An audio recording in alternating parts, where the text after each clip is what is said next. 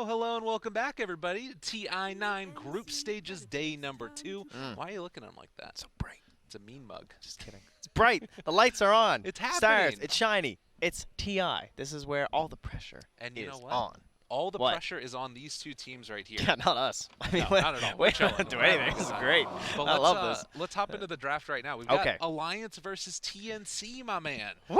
I am feeling like these are two of the teams that are best positioned for like a big run. I could see both of them. Would you use the term dark horse? I would. I actually would. Has any team been called a dark horse more than TNC?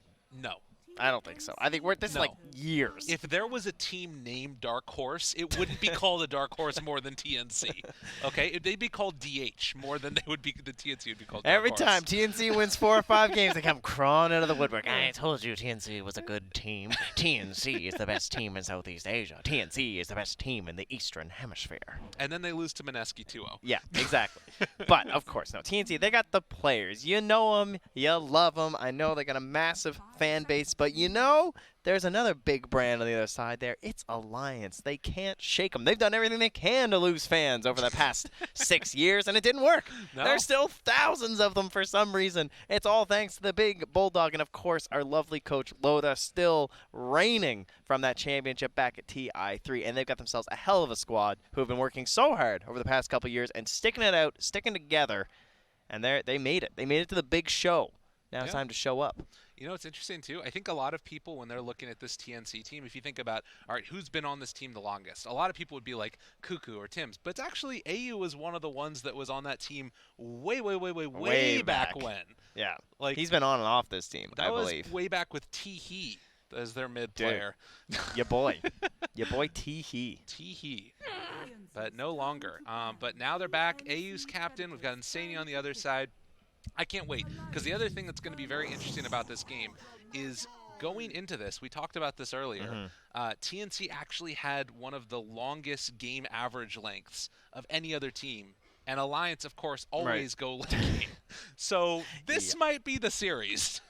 Yeah, that is definitely possible. I think I like the way that TNC have set this up. They've banned that Taiga Dark Willow, which he's been playing really well, the Insania Oracle, which he also really likes, and then they take the Ogre. So that might force a Boxy Shaker, I'm wondering, but they're actually going to take the Sven straight up and then an AA. So good, strong, safe lane combo here, but instant answer of the Barana. So Tim's, I hear, have been playing quite a bit of Marana, and I know DJ's been spamming it down in Southeast Asia as well. So she's all over the pubs round there in that position 4 role. I think this is the first Marana game that you and I have cast. It is. We haven't got to see it yet, but I'm excited to watch it. The other thing, though, is this Sven Ancient Apparition laning combo. It's this one or like the Wraith King. Those are the two that you always think of as a good answer. My boy CK, not getting the love anymore. It's true. Still pretty good, though.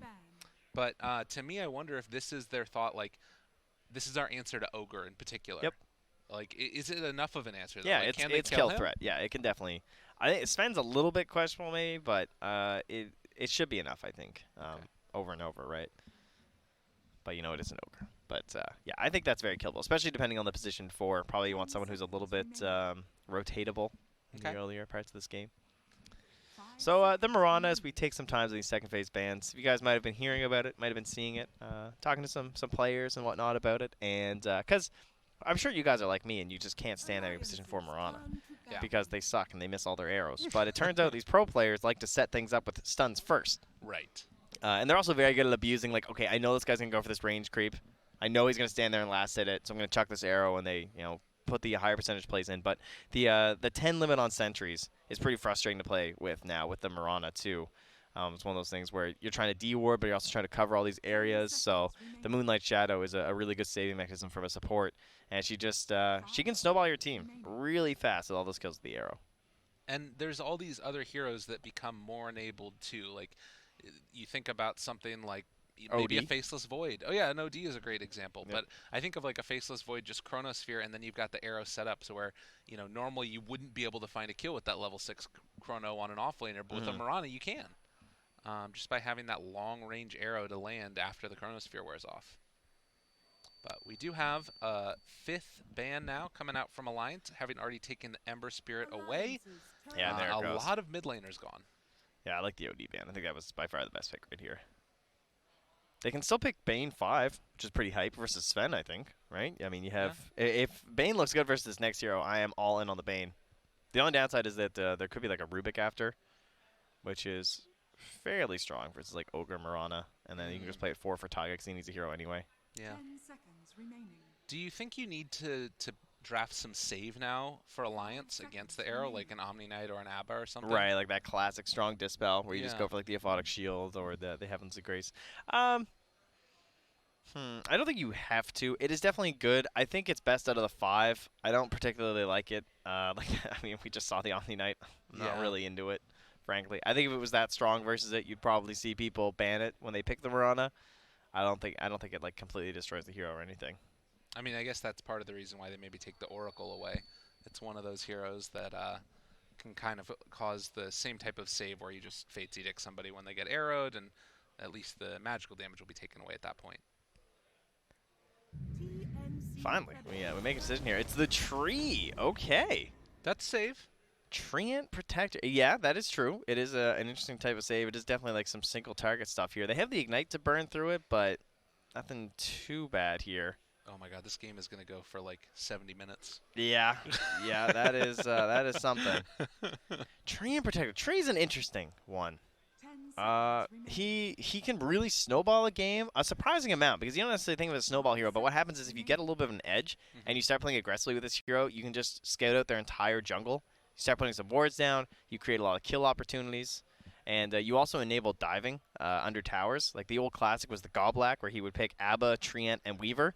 Ooh. With those 3 heroes, and you just like put on Living Armor, you put on the Aphotic Shield, you just dive around and keep killing them. Whoa. I've been waiting for this hero. This one is really cool. That's really scary. Is this a safe lane Bristleback, do you think, or are they going to put Ogre 5? I think Ogre just became 5, and this is probably going to be a Cuckoo Bristleback. Okay.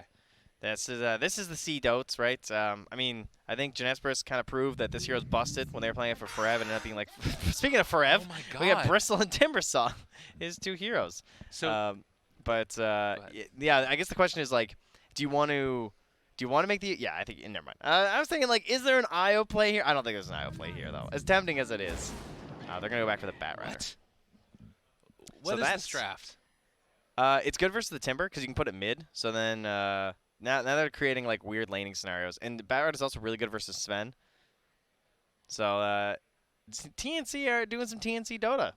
They're creating a lot of really weird lanes right now. There's some really interesting interactions here too with the tree respawn.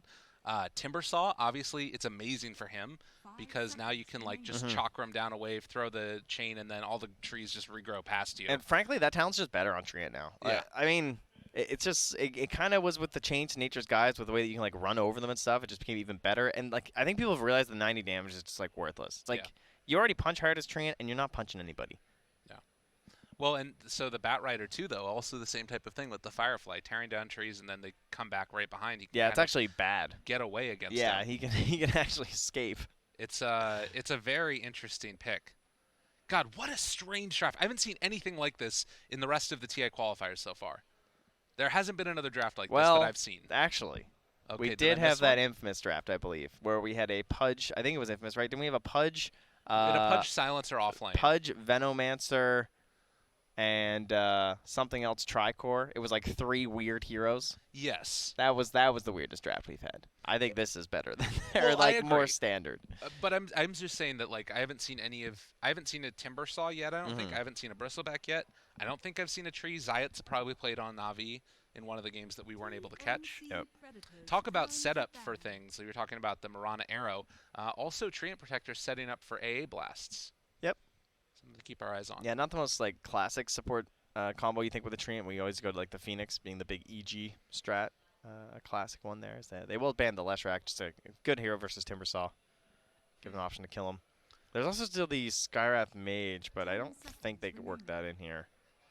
I think they'd be missing out on like tower pressure and stuff, but it's like so good versus Timber with a lasso too. Just like dead. What roles do they want? Like at this point, all right, so you have to make your next pick here. You got a minute. So Ogre 5, Mirana 4. That's our big guarantee. If you put the Batrider mid, they're gonna put some just like standard mid-hero like Alina or something who will do well versus the Batrider and like ruin his game. So I think that has to go to Cuckoo, and now this Bristle is going to be safe lane, which is But why that they against went for the. Timbersaw is not great either. I think that's why they took the Timber. But they picked Timber before Bat. No, I know. Oh. But the Bat's still good versus the Sven, right? Okay. Like playing in tandem with the Mirana, you can still at least like stop kills and stuff. Because like you can't, if you have like 2 or 3 stacks of sticky, they don't have any way to dispel it. You can't follow up a stun and AA cold feet when you're hit by like 4 stickies. This is one of those moments too that it feels so scary going to lane, because if you get the wrong lane setup, all of a sudden your game could be really hurt as Bristleback. Yeah. So I think this is the mid hero, and I think it's Lina. But it's Queen. Okay, it had to be burst damage, is why I kind of like the Lina. Queen has the lots of instances, so Living Armor is not quite as good.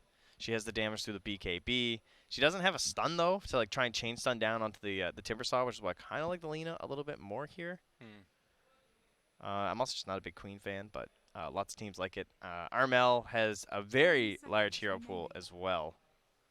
I mean, so does Gabby. I mean, they both have played mid, so like the TNC have all these options that they can do. Cuckoo's played mid. Yeah. Gabby, everybody's done it. Yeah. See Dota. Okay, and Alliance going to pick that last sort of stalwart face in the mid lane of the Death Prophet now. Okay, so it will be Gabby indeed on the Bristle, and Armel on his Queen of Pain. They had the Shadow Fiend, but I guess they didn't want to pick it blind either. I was kind of hyped for a Shadow Fiend, maybe. I feel like that's like Armel's hero. When I think Armel, I think like Shadow Fiend. Or his Tinker. He's a really good Tinker, too. Isn't his Twitter name Handsome Armel? I hope so. I think it is. I mean, it adds up. Which I like. It's pretty great. All right, well, Koikva going to be playing the Death Prophet, the last pick there. Some save again from the Treant Protector. I'm really curious how this hero is going to function in this game. It feels bizarre to me. And of course, Cuckoo playing on the Batrider. It's been one of his most consistent offlaners that he's been playing recently. Yeah, it's probably his best hero, I think. Yeah, if it's not a mid hero. I think the silence is indeed strong from Koikva because you're like, getting the Bristle back, and he doesn't really build Dispel because he wants to build just Pipe and Crimson Guard. Yeah. Pretty much every game when you play the Bristle back. And you have the percent-based damage too, try and help out get through that big HP pool, but they also don't have that much lockdown. Like I feel like it's kind of hard. It's always difficult to make Bristleback like not get the back towards you unless you have the Axe or the Legion Commander or something with the good taunts. Wow, 11-0 and 11 on his previous match. Way to go, Boxy. Slaying it. The one thing I will mention is Bristleback, if he gets some early points in Goo, that's a pretty good answer to the Timbersaw. Just bringing that armor down, and suddenly his damage is going to do so much more because you can like put out a lot of damage against the Timber without having to hit him as the Bristleback. I need your expert opinion here to help out our prediction people at home on Dota TV. Who's the first hero to buy a Blink Dagger? I think it's going to be Mickey, actually. I don't think that Cuckoo's going to get a Blink for a while. Yeah, I know. That's the call. Is it the Sven or the Bat? It's a tough one. Oh, look at. Speaking of the beautiful pictures there, I'm just going to put Solo and Koikva next to them in my room. Some sick photos. Nice. I like it a lot.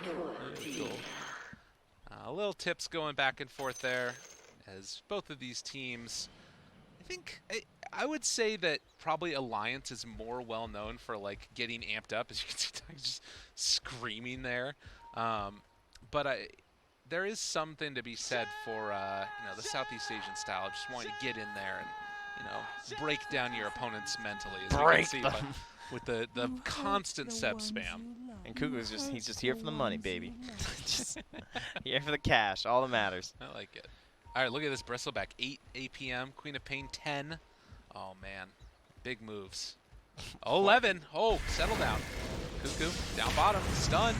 He's cold feet, he's in some trouble. Looks like the Batrider is going to be First Blood drawn by the tree. That's a First Blood hero right there. I like it. That's the boots. Oh, man, He even started the safe build, and he still gets First Blood. A lot of times you take the boots, and you're just like, oh, God, I hope I get First Blood. I really want a Stout Shield. But he played it safe, started with the Stout, still gets it, and he's going to have boots really early on this game. And, well, he's already got a plan, as you can see. He's like, Tranquils, and as your lovely genius play-by-play caster Lyrical said, it's going to be a long game. So he's looking towards that Aghanims. He knows what he wants to do. And he's trying to get a courier right now too, or maybe he's trying to scout the lane swap. But I think he saw Bristle actually, because it is daytime. So I think he just noticed where he was moving. But they should have figured that out anyway, because they have an ogre in the lane, so they know when the course is coming down here. That's right. And this does mean that they'll have a better laning setup, it looks like. As oh man, it's coming. Because you don't know where the Treant is. That's the thing here, right? That's the danger. He's going to have to drop a tree, maybe. Drop a branch? Yeah, he's got the branch. Drop the branch, get the punch. Easy. Look at this Treant player. Ladies and gentlemen, that's how you do it. Great call there from our boy. That's what you need to make happen. So all three of these lanes working out. Armel versus Quakeva. The Queen of Pain. I want to see how many points he gets in the dagger. He went back and ate it. I was scared he wasn't going to tango it in time, but he made that play too. That was literally the best possible Treant start. The guy got first blood, he killed the courier, and he has the bonus tango regen gold. Get in there and start using that HP pool. Start punching. You're wasting it. Oh, they're cutting your trees, man. Get in there. Get your value while you can. Now, this is the big problem with Treant Protector. This is ridiculously effective against this hero. It's kind of depressing how effective it is. Just cut down all of the trees. It sounds so simple, but it ruins you for 5 entire minutes. Yeah. Well, and that's why the tree respawn talent. I mean, it's less important in the mid game and stuff, because you can't spend all of that time cutting down trees. But it's really good for defending and sieging high ground, though. Chase down, punches here onto AU, trying to walk away. The cold feet is going to proc, but they can't get into position to punish. And so Gabby, obviously safe lane player, but playing out of the off lane here. He's at least able to dodge away from the Timbersaw lane. Yeah, and that means that TNC have... Look at that. Armel going to let the creep come to him so that way they can see that he got the regen. Just let him know. Gabby slowed down. Gabby in some trouble. Gabby dies. Yeah, AU was like, maybe if I stand here, they'll ignore him and try and kill me instead. But they still got time, buddy.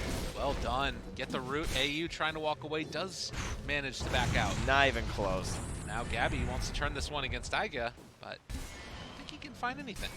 So TNC have forced the matchup that they want. Although they have lost, they've gotten the 2 kills going the way of Alliance. Getting this Bat Rider versus Timber is exactly what they needed here, because Boxy just can't contest.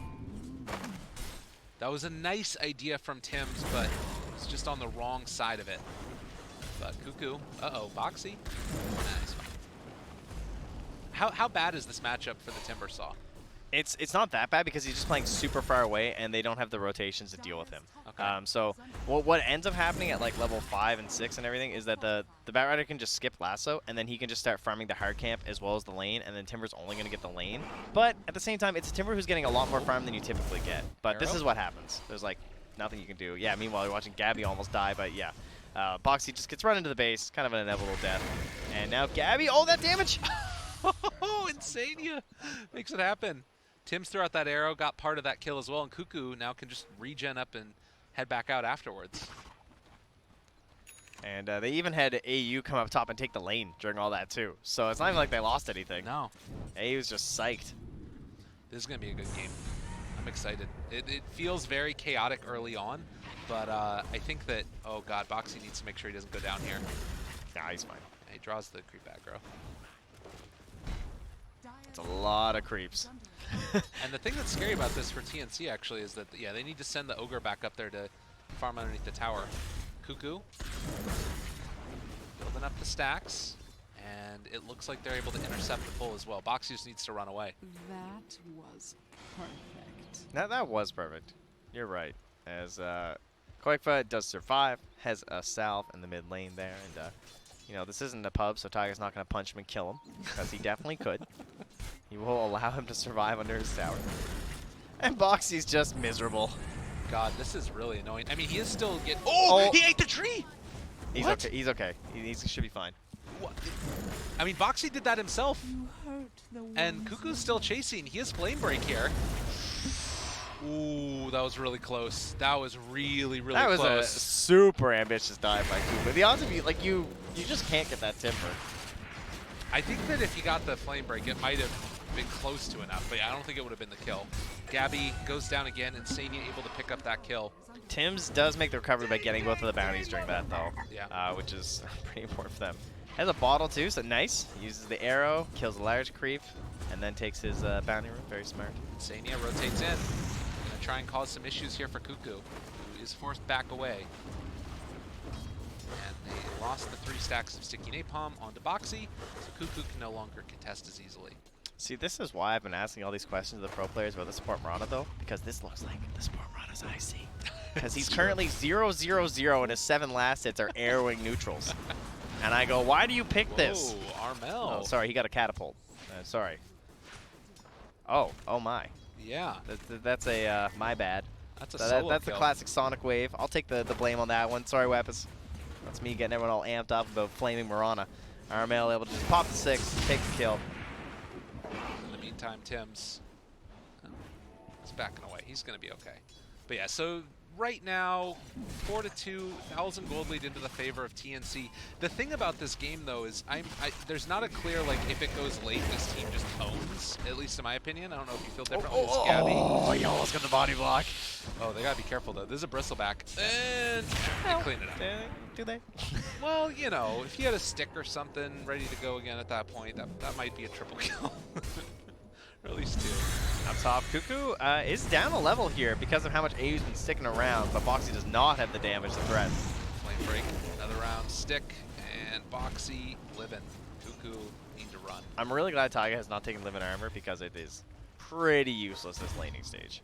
I like this build. This is the standard one. You start with 1 point in the guys, and then you go 2 Leech Seed, and then you go back to the guys in the Living Armor. You tend to just keep it at the 2 Leech Seed because of the scaling that it has, because it doubles damage from 1 to 2. And now he's got his next item, like he said, queued up for a while at this point. It's the Aghanims, but he's finished everything else at this stage. What a wild guy, man. He's committed. Yeah, he knows what He better not wants. deviate. I don't want to see some Meteor Hammer this game. Oh, Tim's. there he goes. There's the Mirana again here, guys. No. Oh, no, run! It's funny because I hear Tim's been absolutely destroying and like solo carrying games, and I'm just like, he's having such a terrible time here. But I'm just going to take this as all the evidence I need for support Mirana. You know, the thing, though, is that in spite of that, he is on equal farm with the Death Prophet. And I think a part of that is just a testament to how much Armel is destroying him right here. Like, look at this guy go. Although he did blink into this one, he doesn't get the cold feet proc off of him, so Armel going to be caught. Man, and look in at him trouble. go. The Sonic Wave was off cooldown, but he did not have the mana. Oh, man. And that is a big turnaround. All right, so as you said, they were even, and now DP gets a pretty jump up. Not that much gold, actually. Yeah, even with the kill. I think it's just because he was trading with trading that gold. Oh, there we go, though. Oh, that's real nice. I like to see. So Boxy. He was pumping that for so long, and Boxy just pings him after, just like, yo, this guy. What is this guy doing? I love that. He's That's like, kill this amazing. ogre. I hate him. He's having a good game. I like it. 2 points in Fire Blast, none in Ignite. Like, they've already got enough sort of GodZ. Oh, all right. Four-man gank. That's what you get, my man. Don't Fire Blast creeps. And they're going to hand it off to Mickey. They're trying to rush that Midas as fast as they can for their Sven player. And, well, Tim's, he's back at it again. Yeah. He's blocking the Ancients. Mickey quietly has had an amazing game so far. 4K net worth. 1-0-3 on that Sven as Koikva gonna square up here against Armel as they're thinking about making this rotation. Maybe force a movement from Koikva into an arrow afterwards, but right now, ooh, Nowhere okay. to run. That's he even pretty saw good. it coming. Yeah, there's just no follow-up. Yeah, I thought maybe they would have like Ogre nearby, but no such luck. In the meantime, Bristleback trying to clear through some Ancients. Can see him getting somewhat low down here, as Gabby wants to start to play a little bit of catch-up, but needs to be careful about stepping too far and getting caught by those Prowlers. Ancients, no Vanguard is pretty spooky stuff. Hey, back again up top. Cuckoo makes the rotation. Wants to save his buddy, and then just going to use the lasso there to secure the kill. Yeah, Taiga showed one. Yeah, okay, they guarantee it with the sentry. Taiga showed once on the tower, and then Cuckoo's just like, oh, okay, come in for the kill. I mean, it's nice here for Gabby. He's actually catching up pretty well. But it is scary without that Vanguard like we're talking about. And Bounty Rune's Boxy. Oh, yeah. The Bristleback wasn't able to come in there. Armel steals the Doctor and away from The real depression is that he killed them like a second after the 10-minute mark, so he didn't get the next camp. But up top, Alliance committing here for the Exorcism and the Tower, more than likely.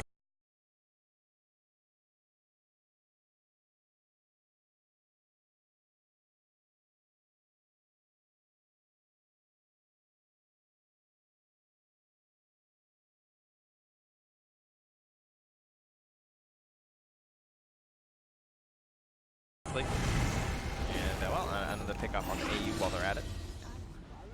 While Tims. Oh, they're bringing Armel too, though. They've got a haster in on the Tims. A chance for an arrow here if they want to hit it correctly. And, well, in fact, they will. Insania always switch over to the creeps, though. Now Armel shows up. Sonic Wave going to connect on a quick, but they get that kill. Good joke away. Cuckoo living. Boxy trying to run and run him down. It won't happen. Yeah, 8-second CD, a bit too long for the revenge kill here for Boxy. Still not able to find his first one, but beautiful Sonic Wave there from Armel. He just like 1,500 damage early in the game. That's as much as the Bat Rider did after all that time, too. Meanwhile, Tim's leaping away here as Boxy's on the chase. 2 more seconds. He's actually holding one more lead. Oh, the A blast! He got Cuckoo too! Is Cuckoo dead? I think he might be. He's burning down slowly, steadily. Needs to get below that 10% mark. Oh, it got buffed. It's 10. Oh! Next tick! That would have been it. Tough stuff there. Boxy only needed one spell on him and he couldn't find it. Yeah. Unfortunate. A little bit too slippery. All right, so 10-5. Still a very back and forth game. Like, if it goes late enough, does Sven just become the ultimate carry in this game, or do you have to worry about like BKBs getting low with him? What are your thoughts there? If it goes late enough, is this game in Alliance's favor? I think the eyes are massive. If Ti actually commits to the Agnums and does get it, that is pretty huge. Oh, Cuckoo gets the lasso up top, so they're just making this one really easy. But there's some terrifying stuff too. Like the Mirana is crazy late game. Yeah. With the arrows, just like constantly spamming them out. Because you get the cooldown talent, and then you just get the triple arrow. And it's very hard to play Dota when the BKBs start wearing down. And Bristle becomes a whole different beast. You get the Fear talent on the Queen of Pain. I would say overall, though, the sustained damage looks much more reliable on the side of Alliance. So the further the game goes and the more like people are just scaling and fights last longer, I'd probably rather be on the Alliance side, especially when you have like really good late game supports in the Treant and the AA. Okay. So yeah, I would say there's some pressure here on onto TNC. I guess it does change if like TNC is able to stay on equal farm, particularly like if Tims ends up having a game. Like suddenly he's level 8 on this guy. How did that happen? I don't know, he's just hitting neutrals. He's involved in fights, he's not dying. Well, actually, to get AA plus, I suppose. You know. I mean, it's doing his thing. It's just hanging crazy. out. I think he lived during the triple kill up top. Or the double kill, right? That's the main thing. Let's see if they decide to make a move with this Moonlight Shadow. You know that Mickey is just going to be farming off in the jungle. And that could be a good route to look for a kill. As Tims lays down some deep vision, exactly in the area where you'd expect the Sven to be, and stealing away some farm every now and then. They still have a ways to go before they really want to make moves for TNC. The only time they want to do anything is with the blink on the lasso, I think. But he might go bots next. I'm not sure what Cuckoo's going to opt for. Yeah. And the reason is that Gabby just needs a lot, right? He's still just hanging out in the triangle. He's just trying to finish into his Vanguard after that hood. And he's not really ready to just be Bristleback yet, right? Well, and it's a very strange hero for him. I think that like Bristleback safe lane definitely has value, but it's not the ones that we normally see Gabby on. Oh, they're going to kill up top here, starting out with the root. Nice little catch there. Oh, that sentry.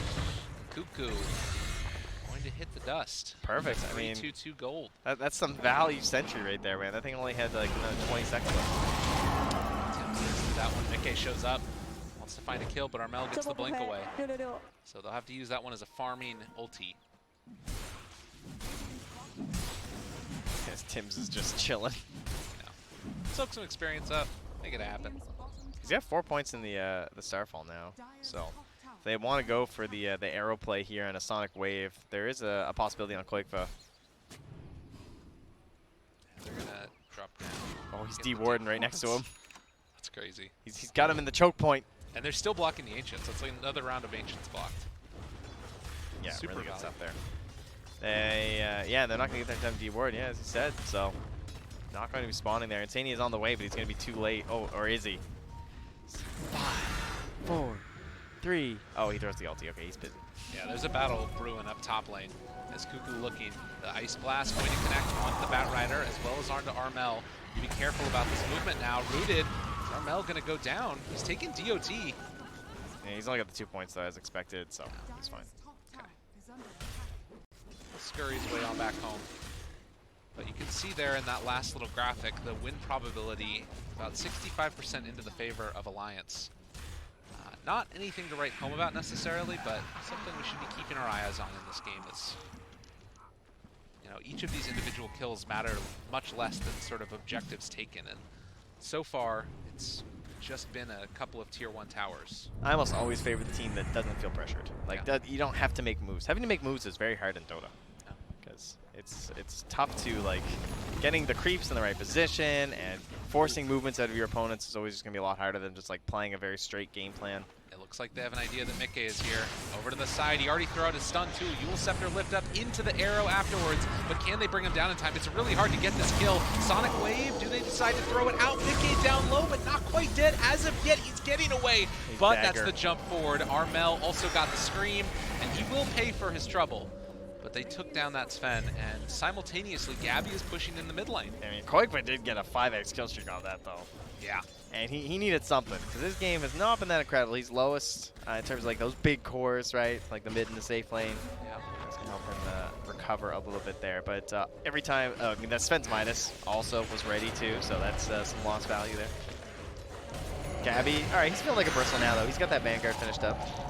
Not afraid. Throwing out the goo, chasing forward, Bloodlust as well. They've got Quakeba, they've also found Tag in. The root is there. He's with got the Ice Blast coming in. 214 They're in damage. some trouble. Chase forward, Gabby's just dead. The power of the Ice Blast. Okay. Oh! I mean, it wouldn't have mattered anyway. That's true. But, you know, it's always fun. It's hype. Man, Gabby just not looking that tanky. He was feeling like Bristleback, but I guess he wasn't the Bristleback quite yet there. A lot of damage from her Timbersaw. I mean, I think that Whirling Death is just a huge part of it, right? Like, pure damage that also lowers your stats.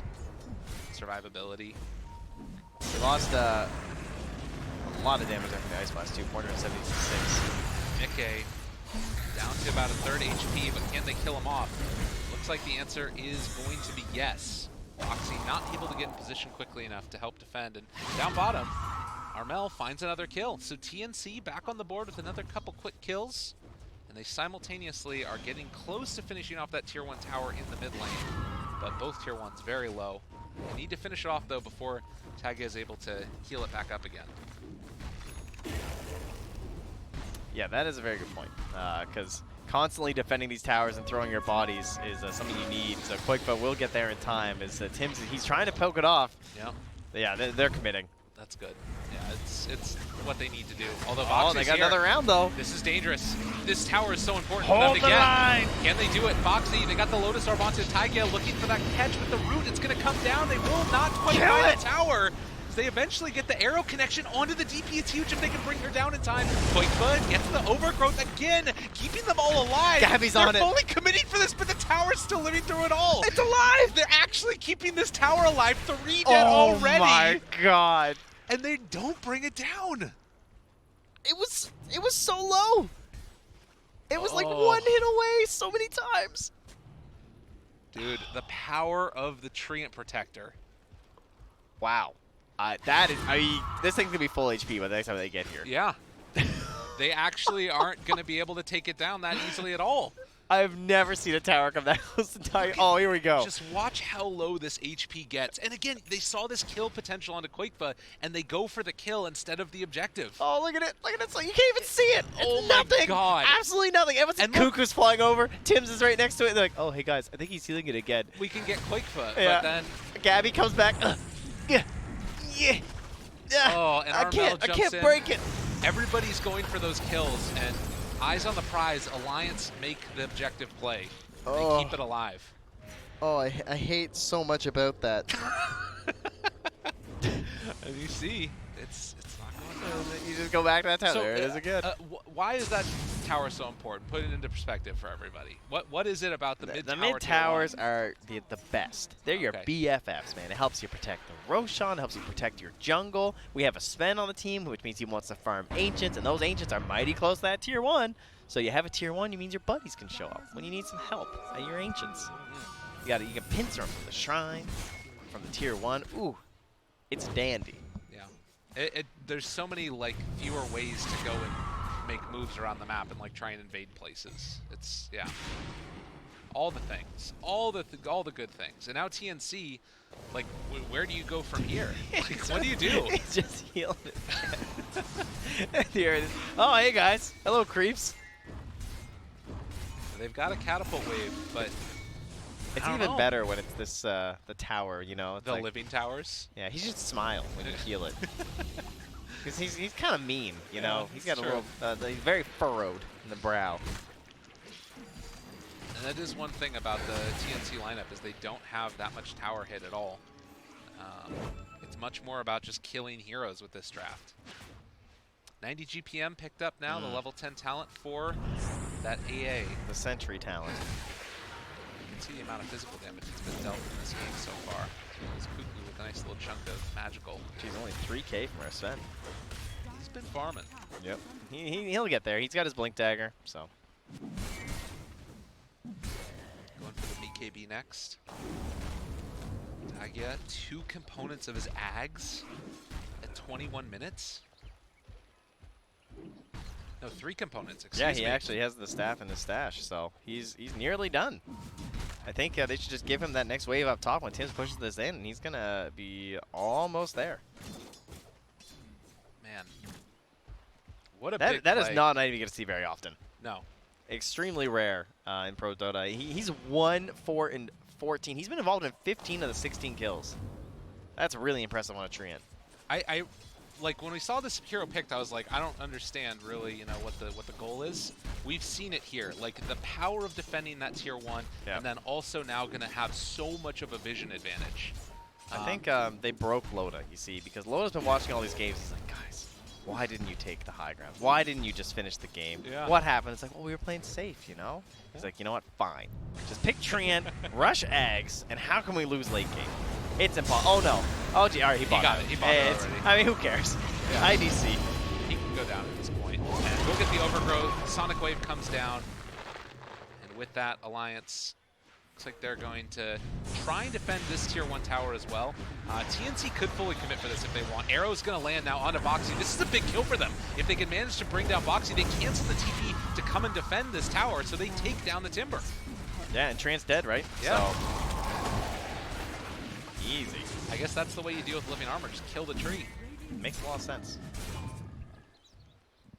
And he did miss out on one tree being placed, of course. Like, whenever you get the Agnus on Treant Protector, you're just constantly thinking, like, okay, you know, just watching that cooldown. Plant a tree, plant a tree, plant a tree.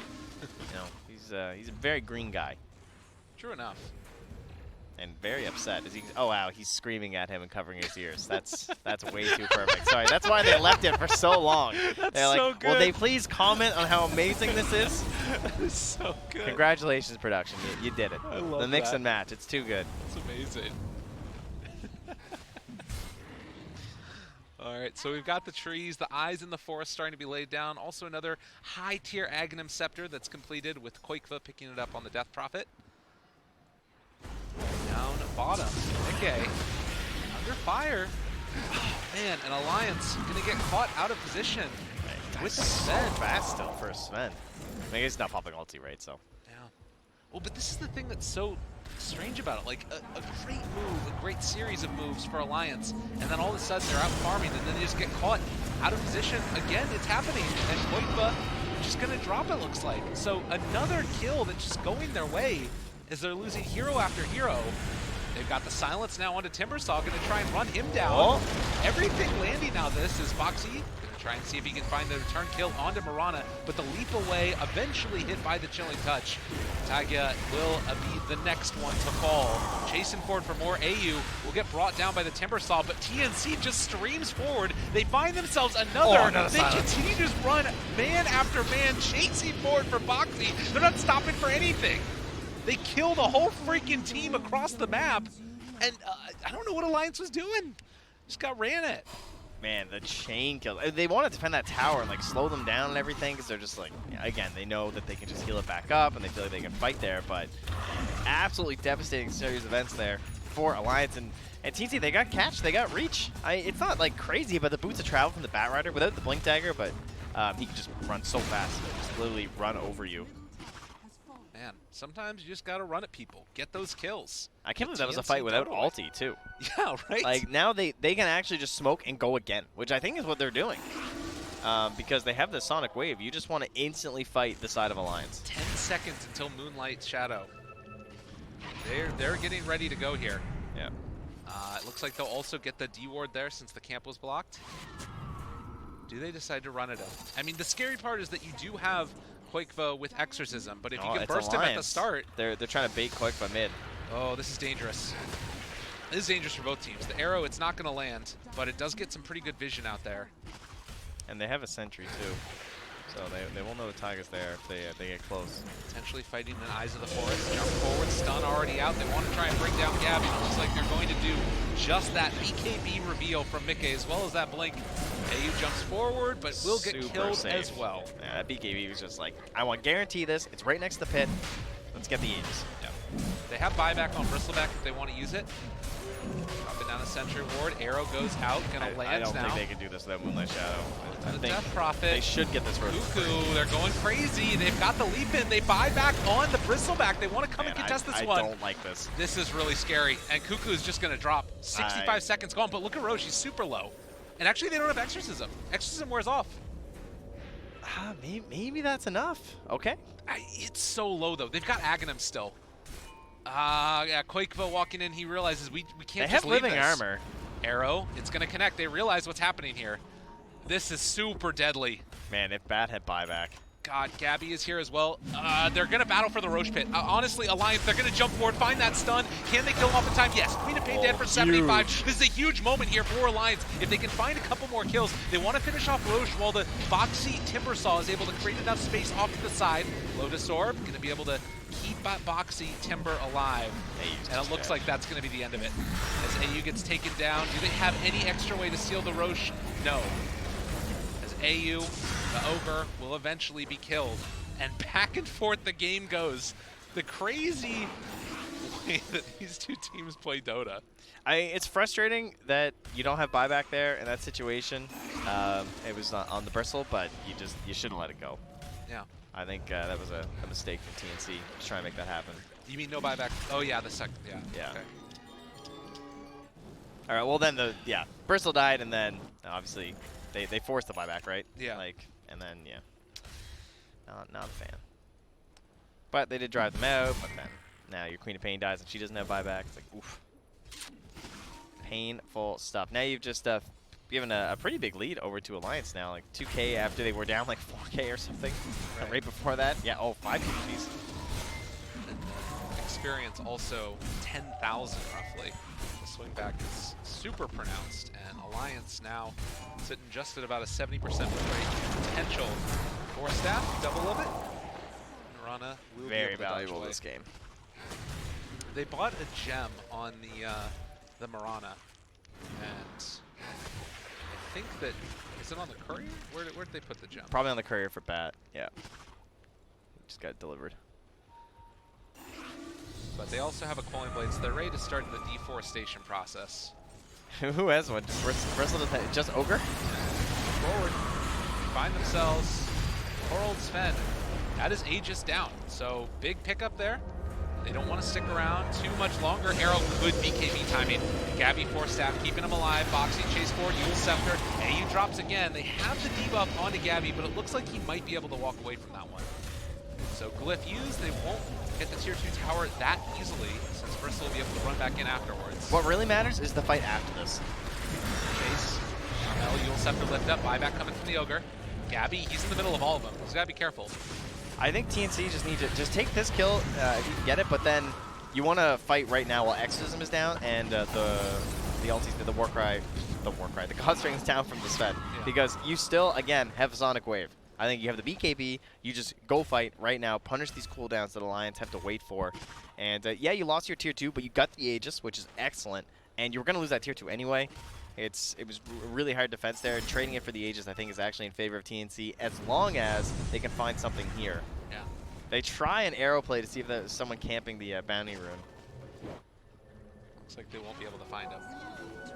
Cuckoo looking for Boxy. Spots him out. Blink forward. Yeah, I'm just going to let him go. He just wanted to guarantee the bounty. Yep.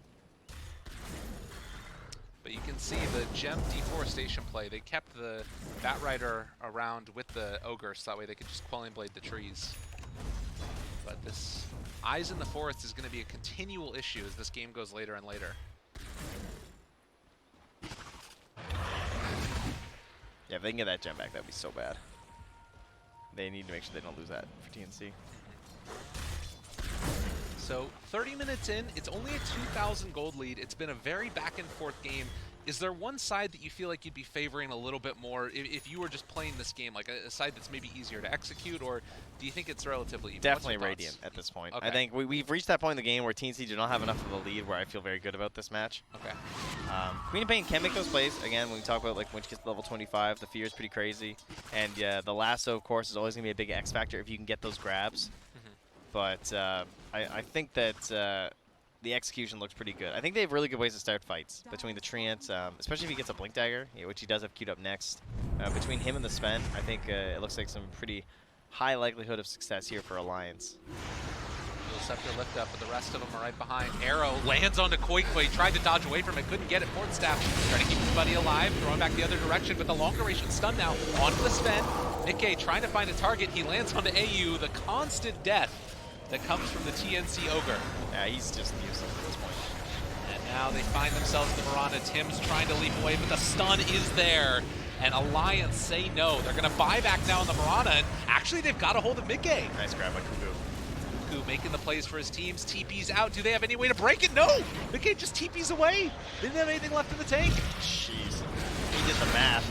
He was Boxy like doing the same thing again. Alliance just leave. They don't have any way to break it. Oh my god, because he just yules too. Oh, that was pretty nuts. What a TP, man. Like, there was a lot of things to cancel. Because you still have the yules on the Queen of Pain, but it was on cooldown. Obviously, he had just used the lasso too. I mean, you have this Mirana, and the arrow was on cooldown. So really solid stuff there from Nikkei. Just getting away from her down there.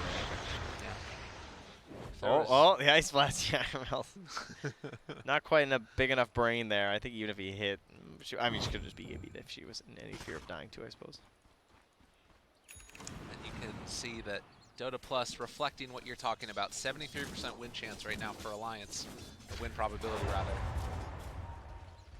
Tim's just going to go plant some more here. Seeing if he can scout out what Tim's wants to do. Oh, he's coming. Chase, Force Staff. Just like that. Looks like they're okay. Arrow. Very, very low range. I think that does missed. Yeah, he's too Get far out. it. Oh, here comes the gem, though. Yeah, they Dude, got they it. know. Tim's just reading this. They got go. No, they got him. Jeez. Just in time. Nice. They will take down the tree. In the end, so TNC trying to pull something together here. They're going to need to take down more of these objectives if they want it to work, though. They could rush bottom with the tree being down. Oh, Cuckoo, speaking of rush. Rushes his way right in there. That was dangerous. Yeah, and I think Do not want to lose that gem. Light Shadow. Radiant Sentry is there. Got visions, but Boxy. Lotus Orb, jump forward, These Force force Staff. stacks are so good. Another Force Staff. This is what they need to No, do. third one. Dude, so good. And Gabby is in the middle of all of them. Jump forward. Cuckoo tries to get the lift up. Dual Scepters every which way. Not really the way that we thought that was going to work. And, well, they get the lasso finally onto Boxy. They'll take him down as well. So, These Force Staffs and Yules, the itemization and use of them from TNC is ridiculous. chase down looking for more. Quakefa pops the BKB. They have buyback on Boxy. They're not going to be forced to use it. Yeah, 3 Force Staffs on TNC so far. It's a really nice answer against the Sven. You just can't find a target. Yeah, against the Sven, but also just the AA. Yeah. You can't hit it without a stun, and they're just constantly moving themselves. Because like they have the roots too, and if someone else is stunned, then you just need your ally to force staff you. If you're rooted, just force staff yourself. And they do indeed take that tower, because Trent wasn't able to heal it all the way up. and just by taking that big fight too. So we have now the spell amp, not a crazy talent. It's only 12%. The arrow cooldown is really nice, particularly once you get to that 25. Yeah. And it's feeling like it's going to be one of those games. I guess Alliance, if they win a fight, you know, you can take buildings very quickly afterwards. I think TNC are just making some wild plays right now. I think they should not be winning these fights. It's pretty crazy, isn't it? The silence comes out. The Ice Blast, though. Ooh. Tiger's Don't stick feeding. around. 2 in a row. That Blink Dagger suddenly very far off from what looked like, oh man, he'll have this in no time just by ulting with his trees, right? That's the moneymaker. That's true.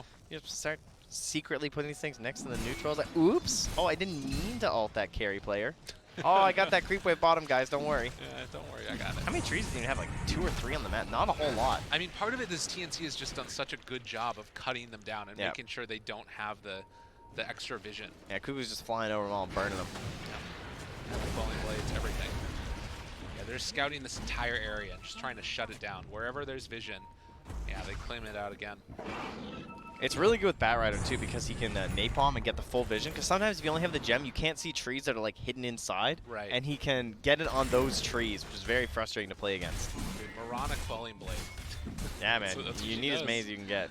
It's nuts. Quelling Blade is like broken on supports anyway. Dude. I think all supports at like 15 minutes should be buying Quelling Blades for the Ward Wars. How often do you talk about like the itemization of Quelling Blade Force Staff winning you a game? Right? It's just true. That's what they're doing. These Force Staffs are unbelievable. And the Yules too. Like just the additional like stun and lockdown and like allowing for that. That's why this whole chase potential is just the constant like and one and another kill. Oh, how about one more for the team? Because they just keep on delaying and extending with the Force Staffs and the Yules. Moonlight Shadow Alliance. It still feels like this Fen is the be-all, end-all in terms of damage and carry potential. And you know, it's good and all well to force staff people around, but if they're fighting in the pit, which it looks like is going to happen next. It's because Alliance is the they just need one. It's that classic thing about like I remember Bubble. It was like 2 years ago. His big metric for Dota drafts was how many fights do you need to win the game. Okay. And if you win like one big fight for the side of Alliance, this game gets very hard for TNC, I think. You know, whereas TNC, they're scrappy. Like this lineup itself, I mean, it's just like it's like a lasso into this one kill and everything. The tower push isn't that incredible or anything. Whereas you win big fight as Alliance, and then suddenly you have Aegis and Cheese, and you're like walking high ground. It's gonna be very difficult. Batrider looking for an opening. Who does he find? Said Aegis Good Yule Scepter from Quakeba. And the Force Staff keeps him alive there. Boxy runs into all of them. Ice Blast lands onto 2. Tim's going to leap away. Doesn't look very good for Alliance, though. I don't think they can really chase this down at all. Yeah, this is a runaway play. Don't want to take this fight now. Mickey just wants 25. He's 25 experience away. Dude, they just got 250 gold for that Obs Ward. It's like a hero kill. Did they take it from the support, though? That's the real question. I think they Quelling Blade it before Gabby was able to punch it. Alright, Mickey, get that XP. Oh, Midas, Mickey. Yeah, there we go. Okay, it's 25. He takes the God String. Okay. Dun, dun, dun. Who would have thought? What do we have on Roche this time? It's just the cheese. Yeah. That's what's crazy. 38 minutes, only 1 Roche taken so far. Feels like Roche has not been the main emphasis of these TI qualifiers. It's been a lot more just like fighting. Well, despite how much we praise the Solar Crest and everything, there's actually not that many like big Roche heroes being picked at the moment. Okay, walking in, Gabby, he's up front and center, or actually it's AU. He's going to be found, but the Kind of lasso, okay. they got it caught. Yeah. That's problematic. If they can bring him down in time, Mickey has the Lotus Orb on, keeping him alive. Boxy also lifted up through the air. Gabby trying to run away. That fresh BKB, not able to stay nice onto lane him. break. Bounced him right back to the high ground. That just completely ended that chase. And that was God Strength used. Man, Kuku's playing insanely well this game.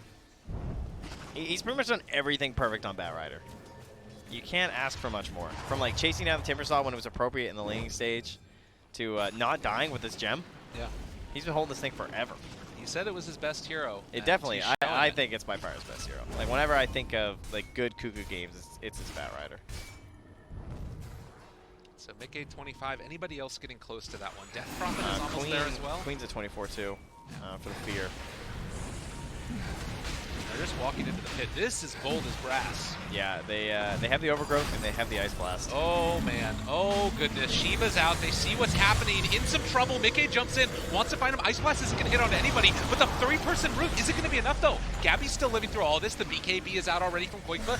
Gabby trying to walk away. He has his if he wants to use it as well, but they're gonna retreat and wait for this exorcism to wear out. They have that lasso though. That's the one and Roche issue. going down. They've got the Exorcism Alliance trying to run in and get this one away from them.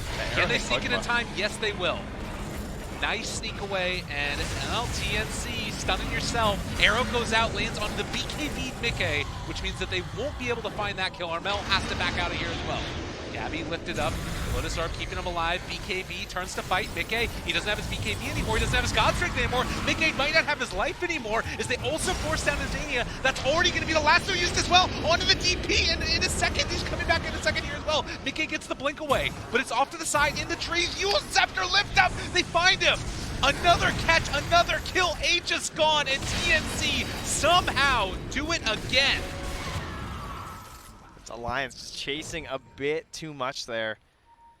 They're playing in areas where the Treant is doing nothing too. That's one issue where this Agnums has not done that. I mean, obviously TNC have done a very good job counterplaying it too, but they're not able to make use of the overgrowth really during these team fights. He's just getting like a quick stun or something. The Ice Blast as well. Talking about how these are two very good late game supports. The Ice Blast has been useless. He's been trying to throw it out in moments where they just don't have a guaranteed stun. He needs to wait longer until the fight gets like really messy and everything's forced to clump. Another catch there. Boxy, he's silenced. He wanted to run away, but it's not happening. Down to half HP. But look at it. They got it. The gem. Gem down. AU. Need to back up. It's Alliance, the turn. They need to make this happen. They got to find some kills. Hand it off, AU. Give it to anyone else. Run away. Not the Ogre. The Ogre chased down. Armel's ready to blink in, but he's got the AA blast on him still. And Gabby wants to make the trade-off happen. The Force Staff, he's still running. He's still got that gem. Tim's the jump. Could catch the leap. He's out of there. Gabby is still living through this one. Armel's BKB is popped. They get the lasso. Catch the turnaround yet again. They've got him caught. Can they bring down the Death Prophet? Koikva up in the air, trying to find that kill. The fear, the chase down with the Lotus Orb. Again, Gabby's on top with his BKB working. Over to the side, they find Boxy again. They're going to try and take down Boxy. Koikva also super low. Oh my god, he actually heals back up to full. Bait, dude. The Ogre brings him out with the gem. Now the DP brings him back with the cheese, but Gabby will not be punished. Oh, for that deep dive. They got Boxy again. They got Boxy, and we got buybacks from Mickey as well as Cuckoo, right? Cuckoo came back in to help try and get the kill. What is happening on a Koikva. in this game? We got an 8K lead for TNC. That's what's happening. The net worth just plummeting and rising here, and well, that one was the plummet after the Roche, all the way down. And that's going to give the hand at 57%-ish, I see from Dota Plus. We're just under 60 total kills in 42 minutes. I mean, I don't even know. I guess all of the Aegis and Cheese were used, so we're kind of at like a reset point where we're going to have to wait for the next Roche again? Or can you make those? Look at this swing back. Yeah, TNC are just crazy. Man, this Ice Blast, they gotta hit it. It's so hard, it's so frustrating, but they're actually having damage issues, despite thinking that maybe you know, I thought they'd have the damage edge at this point, but they're just not connecting on spells. And part of that is the strength of the mobility that you have on TNC. Like, the blink, the leaps, the extra movement speed from, you know, Bat Rider as well. Dude, AU's got to get this 20, man. Get the strength. You need it. They're just diving you constantly. He's been hurting. Poor old Ogre. Finally, we'll get an Ogre to level 20. It's going to happen this time. Both he and Taiga have been just in a struggle bus. 9 deaths apiece. Where is that gem? Back on the Bat Rider, as it should be. Smoke up. They He's know gonna where pop. they're at. Now they see them. Cuckoo. Is he going to overgrowth? Does he want the damage? He knows the BKB's still there. He's trying to wait till after BKB's. Dust out Boxy, up front and center, chasing forward for Gabby. They got the root. The Scepter lift up. They need a Force Staff afterwards. Eats the BKB away. No, Armel just barely gets clipped with it, but he's fine. And now Ice Blast down. Can they turn? I'm thinking about it.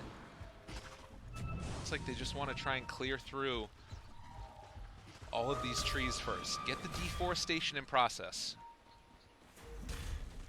Team just pinging them out once again, but Cuckoo not going to risk it. He's going to back himself up here and just overall, you can see those damage numbers on the side of TNC a little bit higher. Oh, I guess you got to bring that to 22K from the Timber up there. That kind of helps things out there. But overall, I think they got a little bit of an edge there on TNC. Their overall hero damage there, almost 26K physical from your Bristleback, slaying it in this one.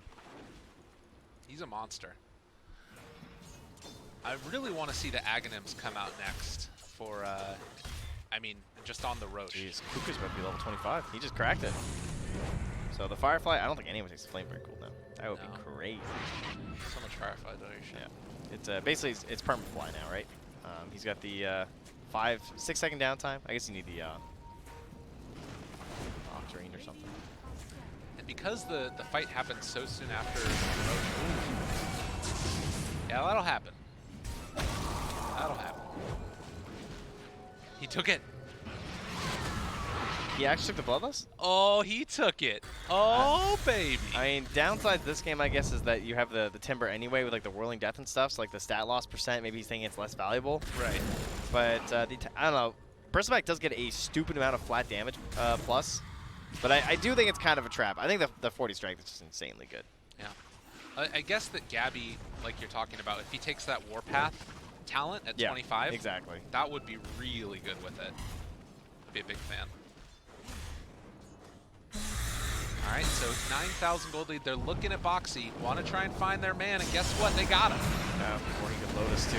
They get the arrow lands on him. Sonic Wave out. Boxy's still living through it.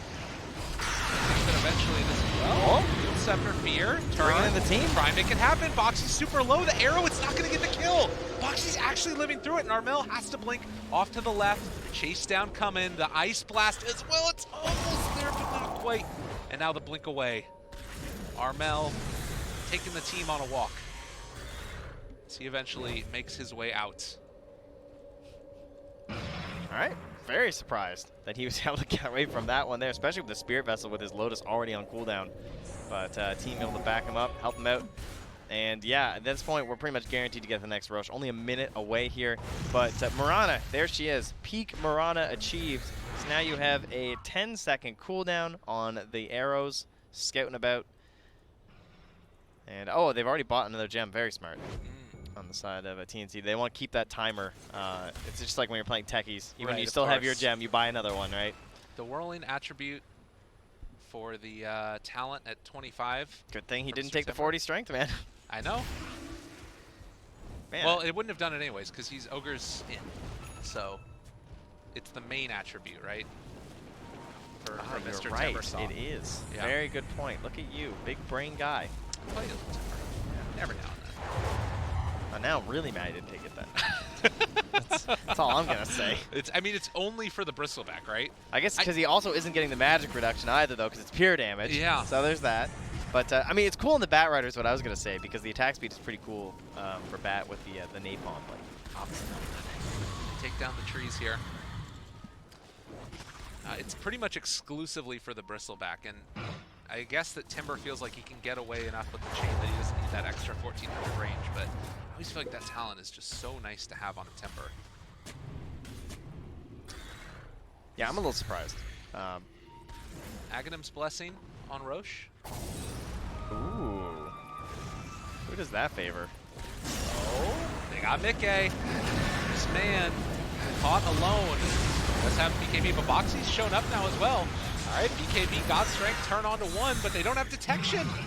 No detection at this late stage. The fear, the chase, the slow, the stun. They get the Sonic Wave, they get the kill. Mickey's gonna go down, and they also find another round. Look at the damage. Are you freaking kidding me? He's doing 700 damage to the Bristleback. Yeah. Yeah, this guy gets pretty bananas.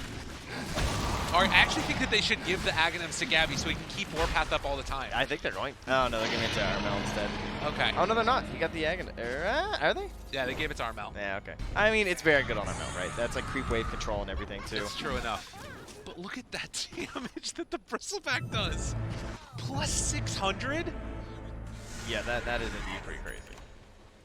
Or plus 500, sorry, but he's up to 600 with his base. And they don't have Sven now. No buyback, 80 seconds. TNC looking to go high ground and shut down Alliance here in this game number 1. Feeling like we're already going the distance. Mickey's going to have shock and low hero damage this game, I think. Gabby, he's taking a lot of damage there. They didn't hit the chain and they pull him back in. Ice Blast though, it's gonna land on the floor. It's not enough. It's not enough. TNC, they take down the Timbersaw. No buyback. The arrow is gonna connect onto this Death Prophet as well, trying to push her back in. That's the Aegis popped already for this Queen of Pain, but they're gonna have the fear if they want to jump in for this. The BKB just forced to be popped for the Death Prophet as Gabby keeping his eyes on the prize. Gonna take down this tier 3 tower in just a second. And Dota Plus win probability swinging back the other direction. TNC are doing it, ladies and They gentlemen. have the buyback on Sven. It was a timer issue. He had the gold. Okay, chase, trying to run away, no BKB. And the arrow actually hit onto Sven as he was trying to move out. Arrow hits Mickey. But they got the tower. And 4 bounty runes as well at 50 minutes here too. Yeah, so that's going to be a lot over there. 125 each per bounty rune. Oh, actually up to 140 there too. Grab next one. My goodness. So 32,000 net worth lead. And you look at how much they've gotten from the bounties. It was just under 5,000 for Alliance and something like 12K for TNC. It felt like in that mid game when Alliance should have been stronger, they basically just ran into these fights that just looked like way too hard for them. Not even way too hard for them. They just made mistakes. What were we saying? Yeah. Well, it was actually 16,000 bounty runes for TNC. Like, they've just been able to control the map total for the entire game. Holy shit. Yeah, it's insane. Oh, good Yule Scepter precast. Able to interrupt it for Cuckoo, but the BKB is out, and they found their man. It is the tree. He's coughed to the side, and this Bristleback dealing so much damage right now from Gabby. He's up to plus 500 yet again, ready to just beat into anybody that steps to him. They've already killed off the tree. The Timbersaw's coming back soon, but it's not feeling like it's soon enough. So they find themselves another catch here. The Fire Blast on to this Death Prophet. Gabby forcing them back into the fountain, ready to start beating into her face. Sonic Wave out again. That's the Aghanim Sonic Wave. Armel jumps in. It's a buyback coming. Mickey trying to heal back up so he can go in for another round. But Timbersaw is dead again as soon as he respawns. And it's going to be a second lane of racks. And this game becomes even harder. Another round of 4 staffs. More leaps away. They have another arrow in a second. It connects onto the Death Prophet. It's so hard to dodge away from the triple arrow. Gabby goes in, finishes off an Abyssal Blade now. He's ready to party, and GG is called as TNC take down Alliance in fabulous fashion. So well played in mid-game team fights. I mean, that's a thing too. These guys that playing together for so long, we used to always call them scrappy. That was the thing, you know. We always said that they're just like a little bit out there in terms of like macro movements and stuff, and it felt like maybe they got like a little bit lost in the plans. But there was one thing these guys were always very good at. It was team fighting together as a squad, as well as like going super aggro and just like going constantly for kills and everything. And I think that showed there, right? The 4 staffs and the Yule Scepter synergy, like.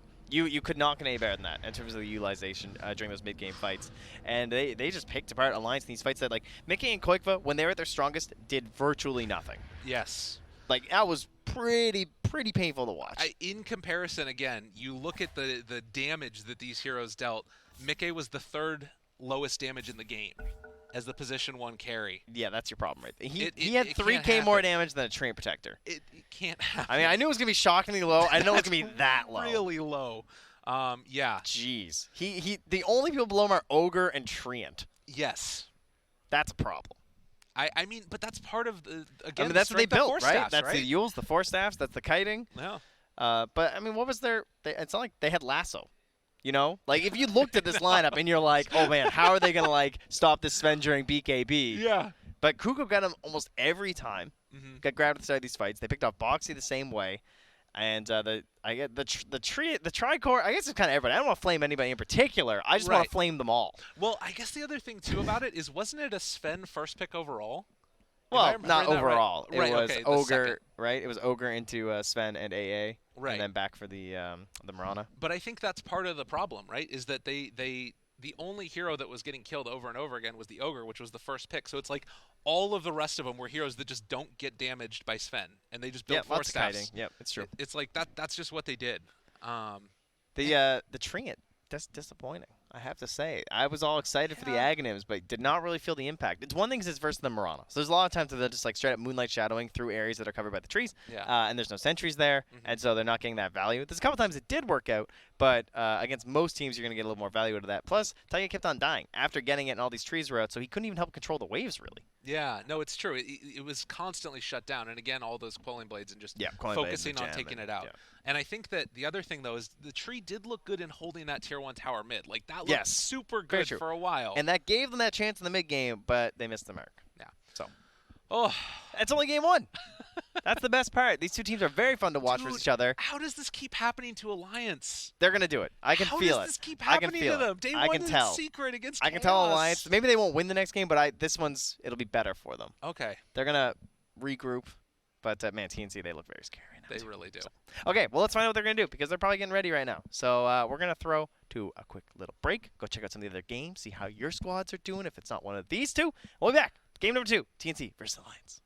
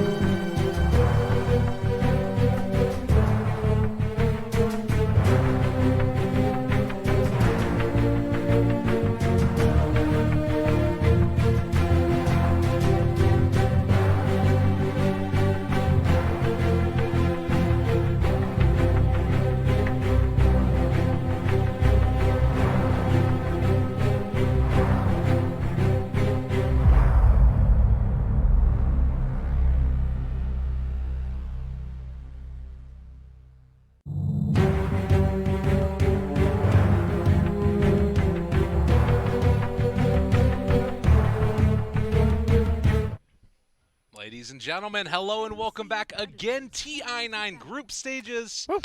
We saw a crazy game last time. We did. I don't TNC even- played out of their minds. I don't know how to fully encapsulate how insane it was that they were able to win the game like that. It was just really, really solid play. Yep. Like, Cuckoo owned. I really like the Bristleback. Like, normally you don't think about a hero being 25. Let's get into the draft, by the way. We got a draft. Yeah, we can talk about this in a second, but Yep. you don't normally think about Bristleback going into level 25 as like being this big, huge thing, right? But with this hero, it was just insane. It was in combination with that Bloodlust too. But I think even like before the 25s, before any of that, that whole game was just very good identification from TNC of exactly how Alliance would win that game, and then guaranteeing it wouldn't happen. Okay. They basically were just like, hey, what if like the Sven just did like no damage, guys? How are they gonna win fights? And they were like, hey, you know what? You're right. Hey, what if the Ice Blast never hit? Which Well, that sounds good. It's not even necessarily a flame on Insania. And No. It's like It's they just the hit force force steps. over and over. Yep. And also, of course, the Yule Scepters. Even if somebody did get rooted, then the Ice Blast were to connect on the debuff, then it was like there's no follow-up afterwards, and they're No. also mobile. No, it was super well played from TNC, and they just, as much as I thought it was an inevitability for Alliance, they just won so many massive fights in a row that it just accrued to this like 30k advance. It's like, okay, well, it doesn't matter what your heroes are at this point. And then you got these crazy 25s that change a lot of things of how you typically think about Dota, like a Bristleback who becomes a absolute siege monster. So this time, how have things changed? We still have the Chen gone. We have ourselves the Oracle gone as well, but it'll be TNC again with the first pick, and again Alliance on the Radiant. So we're in the same situation here. Okay. So we'll just pick the same 10 heroes, because I think that's how Let's drafting run works. it back, guys. Yep. Oh, they banned the Mirana. Alliance are not down for the full run back, it turns out. So what do you think about that Mirana? Because it caused trouble, but in the early goings, it didn't really feel like it was doing that much in the laning stage. I think it was a very elusive and annoying 4, and then the Moonlight Shadow is definitely a problem because there were fights in the mid and the late game where they just straight up, as you said, didn't have detection. There weren't slots on the Sven for Dust, and the Timbersaw probably could have had some, I guess, but these supports couldn't even keep up and try and get any vision there too. So Sven, with all the problems he already had, also had a vision issue too. So I'm okay with banning it. You know, they've been playing it really well. Game's been going good. That wasn't the best example, I think, of the support Mirana, because he also has like an early game that he usually plays for Tims, and he just sort of missed that out, didn't have the right setups in the lanes. But they did not ban the Taiga Dark Willow. They banned that Shadow Demon this time instead. Mareska has arrived. Indeed, What do you she think has of for Taiga. my Scottish accent? Very good. I'm sure they'll go Willow Luna, and it'll be great. Luna. What? That's not what she says. What It's does she say? Nova. No. She's not a Pokemon. She doesn't just say her own name. Luna. Luna. Luna. Not how it goes. All right, Insania not deterred. He's like, listen, I know that last game was a little rough here, guys, but I got this. Okay. It's gonna be fine. Dark Willow, as opposed to the tree in terms of securing that you get the AA blast. I think it's a little bit better in a way, but again, if you just get like a ton of force staffs, I guess it's not as value because you don't have the Sven on Alliance, right? Yes. Yep. No, it's true. Well, we'll see. Who knows? Maybe they do have the Sven on Maybe. Alliance. Maybe TNC are like, yeah, okay. That took a lot of effort, of course, to deal with that Sven in the last match, though. You know, full commitment on like 4 heroes of items. So even though they won the game, you can see they were able to shut them down, but it took a massive commitment and still made the game. Like, they still had to make some really nice plays in order to win that one. Yeah. But there's some stun to Okay. follow up from the Ogre. We'll probably have another 5 Ogre, I would say, at this point. And then threatening that off-lane Leshrac, just like we had with Vici Gaming. I guess that was a safe lane Leshrac. Yeah, well, that was a Papa. you know, it was a Papa. The Paparazzi. And they do ban the Sven. Not going to let it happen. Fairly good versus Leshrac with, like, the burst damage and everything, too. Well, they take the Ember out of the pool. Probably Storm looking good for either team right now. Isn't Dark Willow kind of good against Storm? Am I crazy? Remembering Well, this? it depends. You need an initial stun, right? Because he should never get rooted. Yeah. Well, So. you could Yules and root. I guess that is true. Yeah. But he also builds. But I mean, good you can make the things same with argument against Ember, and they just banned Ember. Yeah, that's a good point. Very, very good point. So, right now, 2 supports taken for Alliance. Is there any way to like punish this? There's not a lot of wave clear between these 2 heroes. in the least bit. As well as Teamfight, they're sort of, and yeah, they will ban the Storm from TNC, Okay. just because that's what I mean though. Is that like either team, it looked good because you have Koiku who just plays it constantly, right? And then Yeah. you have the Ember ban, which leads to like the Storm thoughts. But their Teamfight's okay, but I would say their pickoff is better. Like Terrorize is okay at Teamfights, but Bedlam's better, and it's more pickoff related. So if you had better Teamfight from TNC, that's always one of those things where you can just like outmatch them in that category. Okay. These supports don't offer, as you said, wave clear that well. You have to like Bedlam constantly for it, and they also don't really have tower pressure to go with them too. Yeah, we've been seeing a lot more of like a Shadow Shamans, some of those types of heroes that have it like specifically built into their kit. They're gonna ban the Bat Rider, which I think is wise. Yeah, it just ruins so many position ones. Even if you were gonna pick like a Jug or something here, I just don't care. Just ban the Bat. Yeah. Wraith King, again, we were mentioning these other heroes that work well with the AA. He's still in there. The CK is there too. I feel like Alliance are probably a Chaos Knight team. Sure. But the Leshrak's already picked up, so that is something that I wouldn't necessarily want to pick CK into. Yeah. It goes both ways because you can absolutely blow up the Leshrak, but if he's not the initial target, he can really help burst down those illusions too. Well, burst. I say burst. It's pretty hard to kill CK illusions, but they do die. Where's our Tim's hero? What do you think? You want to see like an Earthshaker, an Earth Spirit? Either one of those could be kind of cool. I think Earth Spirit's maybe dead. I like initial stun. I don't want like another follow-up stun, so I do like the Earth Spirit, like Fisher, and then that helps set up for a split Earth on rotations. Earth Spirit. Earth Spirit's not bad. I'll take the Sand King themselves, eh? Boxes hero this game. Sand King, Dark Willow. All right, very easy execution here. Sand King AA too. So this trio is very gank heavy. And with the Ancient Apparition on their team, Alliance could think about going back for something like an Alchemist if they wanted to cheese it out a bit. Ooh, that's true. That is definitely one of those big like signals. It's like, okay, AA's there. Where's the Alch? Did we have a Brood ban last game? Yeah, it was the last ban. Yeah, it was the same thing again where they banned Brood and then they picked the Quap with the Brood set. Oh, yes. Right, of course. For RML, yes. Yeah. So we do have to watch out for the potential brooding here. But, you know, Alliance would have options, for example, at this point. TNC don't currently. But I'm sure she won't make it to the 10th pick. So Cuckoo's other big heroes. He has a good Beastmaster. I feel like he's going to play say. Leshrak. He is good Leshrak. Yeah. I think this might be his. And it speaks to the respect that they have for the Cuckoo Bat to ban it out after taking something that, you know. Yeah, because Lash is still a great hero in all three lanes. Right. So a minute left for TNC on their third pick. Is there another good leading stun that works well with the Leshrak? Because right now you kind of have to play like the Ogre and the Leshrak together, so then you almost need like almost another leading support.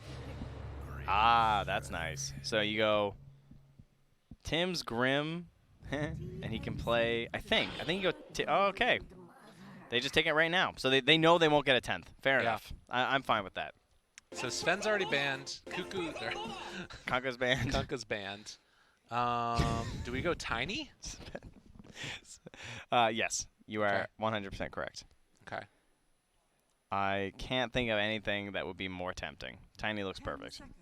Tiny has Avalanche for the Shadow Realm on the Dark Willow, which is annoying. He already has 2 targets he can burst down about the Dark Willow and the AA that do not get enough HP to survive a toss combo. He has the nice, massive AoE of the Avalanche to help cover a Sand King when he's in the middle of Sandstorm. I like it. Trying to control him. But where do you lane it then? Just mid. What Koro is yeah, doing, Tiny mid, spacing Cuckoo, for the Leshrak. Lesh, but I'm not sure it's and the then way you to do the go Leshrak about with the this. Ogre I and the think they're offlane. really You strong Grimstroke with together, someone else in the safe but lane. when they like split up, Shaman gets exposed, right? It's what I've been talking about. Someone Like plays this that hero same as a tempo first as hero Leshrak, in you lane just Jug. almost. No, I just keep going Or Jug. outnumbering, or at least matching is really good. This solo right now. It's really good body blocking from Mind Control. Buying GH so much time just to throw the phone book at Ninja Boogie while the buff was available, but now they can turn around. Another Storm Ball, consume the Mango. GH isn't in a real world of hurt, but he's got lots of possibilities. I'm not that afraid of this Broodmother right now. Oh. Wow. Okay.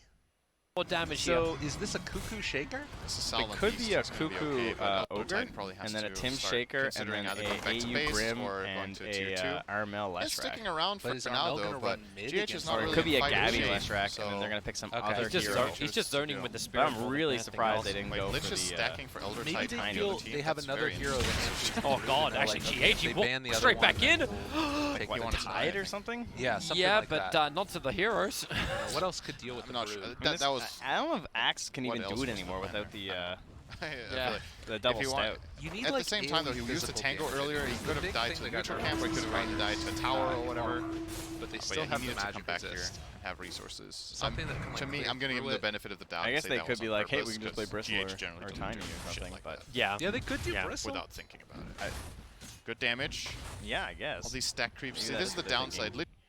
I mean, they clearly are not concerned about them getting the tiny band, because that's the very They're, clear yeah, band. I would be again very surprised. I guess Alliance are playing that same game in their head. We're just like, I wow, did they didn't pick 0-2-1 Tiny. build just Tiny's because just of like the the stack. go-to. So He's they super okay. So powerful. they're thinking it might be a mid shaker perhaps. Yeah, as the answer. I don't think that a mid shaker is a good enough answer. Actually, how much? Or offlane shaker, I guess, because Alliance obviously respect the offlane shaker themselves Right. with the way that Boxy builds it. It's a very interesting, this draft. I don't think it's mid shaker. It must be a Leshrac thing or something. I don't know. Brood's one of those heroes where you're just like, huh? Yeah, they banned the Alk. That would have been a nasty last pick. Dude, Alk Brood? Ugh. That would be disgusting. Yeah, I don't know about that one. Those are like the two big draft traps this tournament, I think. All that's missing is like a TNC Meepo, right? Yeah, there you go. Perfect. Then we're all Easy. set. Does Gabby play it? I feel like I haven't seen him play it. So that's the 1k gold difference that we're seeing Come right on, now. It's give me all the about Tiny. that mid lane mainly. Oh, Bounty rune time. okay. Oh, GH. All right, well, they were right. God, he hits so hard with plus 101. And the void Need instantly. go They had were no ready for other that one. choice So but to the throw time out the stun. dilation versus the AM. But this means Yeah, last that game, with the movement it's down, like, they're probably going to no lose more force staffs. a lot We're of done these with your bounty force runes. staffs. Yeah, they brought the stuns this time. Way more control now from Alliance. Oh, they got that sick Broodmother set, too. Quick has just been itching to play it. So where are we? We got Armel on the Shaker, indeed. Oh. We got Cuckoo on the Ogre, so he's going to be leading the stuns. Tim's going to be the follow-up, and it will just be AU on the Grimstroke there. Man, they had a lot of flexibility that last pick. Yeah, they did. But sometimes when you have so much flexibility, it means you don't have like heroes that are absolutely the best suited thing for that role. That is true. So the question mark for me is the Armel Shaker I just able to wanna deal watch with mid. Broodmother? I don't care. No cares other lanes. Yeah. All cares mid. Because Brood is a hero that she just gets changed, and it's just not a hero we get to see enough. Right. And so there's always these questions just like, okay, well, does this work? Is this good enough? It's like mid Shaker, pretty much we've only seen it versus Ember, I feel like, in the past year. It's like the only time it comes out. So the big thing about Brood is like level 1, it's not a dominant thing, right? No, like you you're start to you're build up just spiders. throwing out webs. Right. So maybe the thought here is Earthshaker is just going to be able to dominate her in CS and deny everything with Enchant Totem build. You know? Like that could be one of the ways that they try and do this. And then if he gets enough levels up in Fissure and like Aftershock, then he can maybe just like kill the spiders with that. I am ready to be entertained. Yeah, this is going to be a very interesting game. Ladies and gentlemen, if you're watching from home, keep your eyes on mid. We're going to keep our eyes on all. If. What do you mean, if you're watching from home? Where else are they? That's a good point. Are they behind? Hello? Hello, Are you back here? there? Hold on. Oh, there's someone behind the light. If you're watching in client, watching the mid lane, we'll keep our eyes on all the other lanes and let you guys know what's happening. As, of course, the wonderful Helper and Wepas keeping our eyes off where we need to be. But yeah, interesting matchups. Who's a Liquid fan there? The Alliance are Liquid fans. Interesting. That's their prediction. He tossed out a couple balloons. There we go. It's insane. Yeah, he's the Liquid fan apparently. Magic is an abomination. You even try. That's impressive to keep that thing. That's like kicking a rock down the sidewalk. You What know, is? he's keeping that balloon perfectly in line. He had it going with him. Yeah. The Nakapools get thrown out there as Nakapoo? well. I can't do my voice like that. I just can't do it. I just can't do it. All right, interesting. Oh, Taiga. Huh. I know. It's really Scary. scary. Hey, he's a thinker. Player with the most lasts, it's 7 minutes, guys. My prediction Dude, buzz. What do you think? It's gotta be the Earthshaker. Who's right? Boxy leaning against? It's gonna. He's gonna Spiderlings. Come on now. I'll get him, Cuckoo. Give me my money. All right, tapping it. you're right though. Okay, Armel, I'm trusting you. What if it's the Brood though? What if she just runs away? That's a good point. Then you know what What is happens? he doing? That's a good question. I don't know. He's preparing. He's like, I'm not gonna let her hide in here. This is pretty smart. He's just cutting all the trees, making some paths. Huh. it's good places for him to run too, I guess. Drops down his flag, and it looks like TNC going to be able to secure the 2 runes down bottom. And unfortunately for Gabby, not able to steal away any himself. And he's going to do some nice little quick feet there.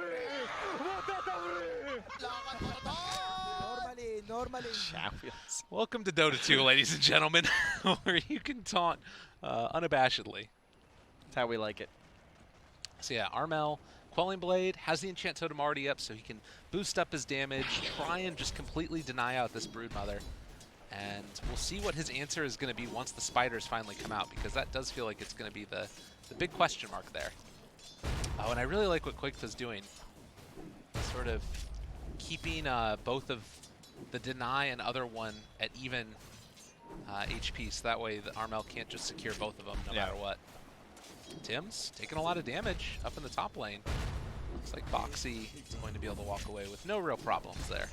So really the only surprise, at least at this point, is that the Ogre's alone. But we'll probably have the last track rotate down here now the kill wasn't successful, and they'll try and just get like Ogre comboed up there and try and just kill Insania on the AA. You think a big rotation like that? No, just Tim's. Just Tim's TVing down once they miss the first flood up here. Yeah, And yeah. The first blood. They did indeed, for he will be first blooded. Now it comes the question of like, do they have too much pressure on the AM with that death? So, and Tim's had already TP'd actually, I didn't even realize. So, oh, and he bought a Bassi. Okay, never mind. He's playing up top. Okay, so full So tri-lane. they're just tri-laning, yeah. Interesting. The tri-lane with the anti-mage. So can Ogre live versus just a... Ooh, AU. Man, that's tempting.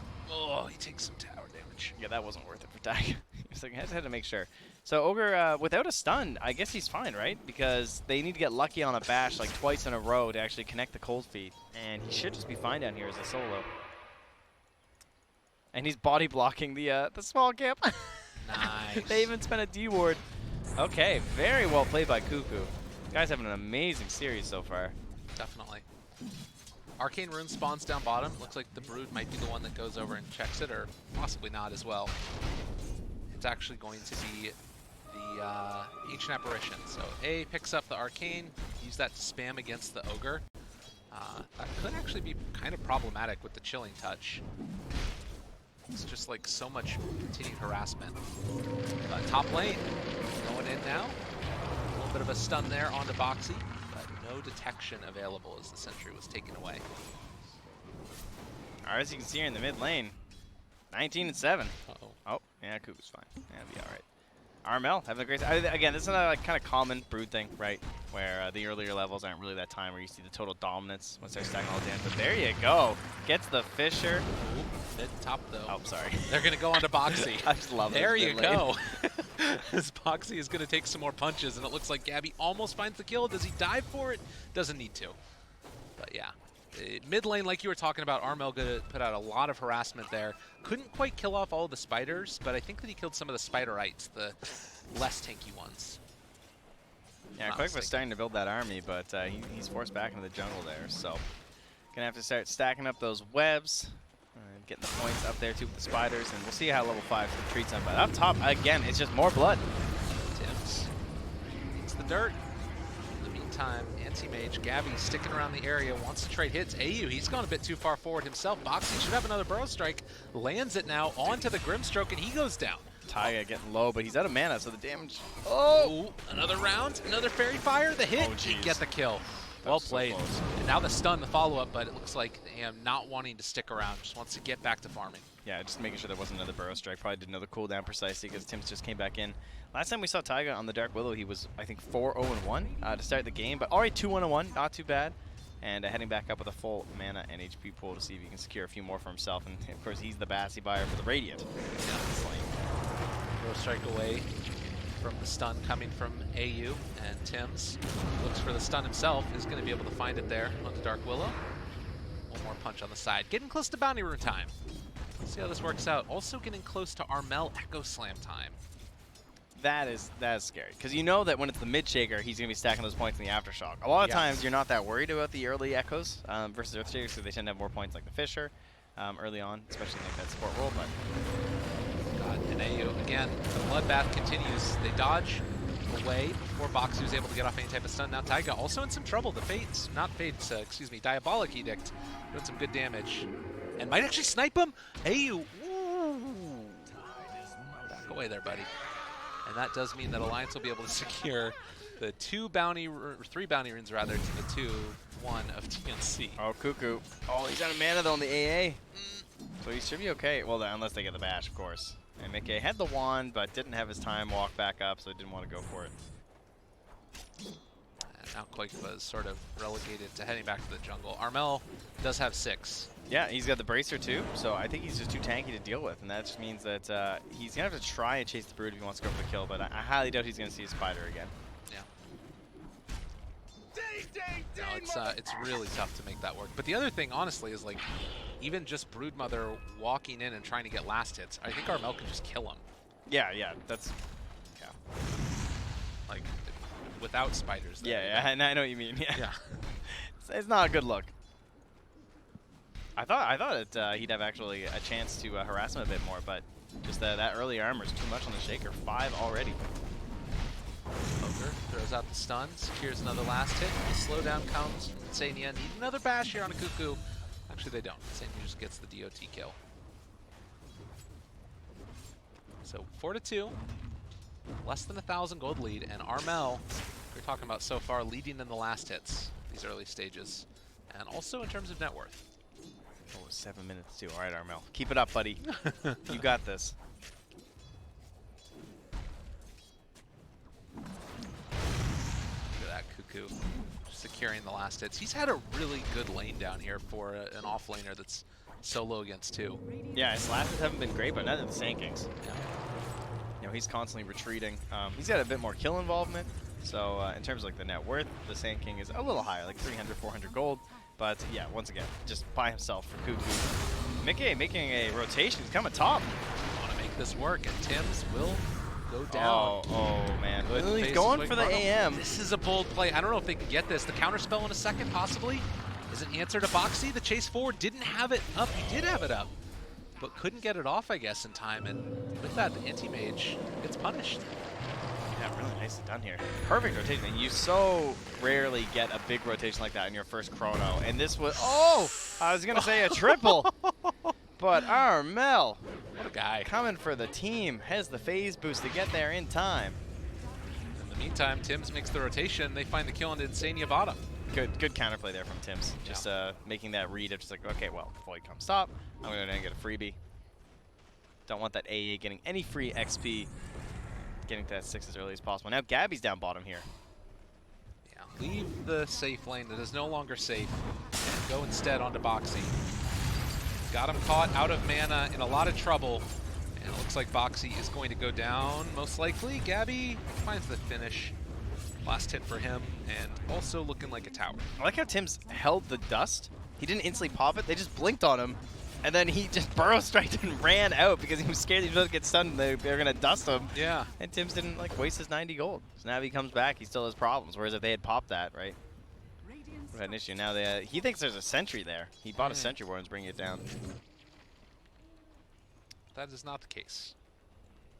And it looks like he's just going to have to clean up the remnants of that bottom lane where they're about to finish it off for Gabby. Gabby. No. Oh! Oh! Tim's stuck in! How did all that work? Okay, sorry. We're mid-late now. Tim's Gabby, we're fighting over a tower, I think. Dude, look at the spider army. I think that he is dead, maybe? No, Armel's moving in. Oh, give it to me. Oh! No! No! That was a lot of gold.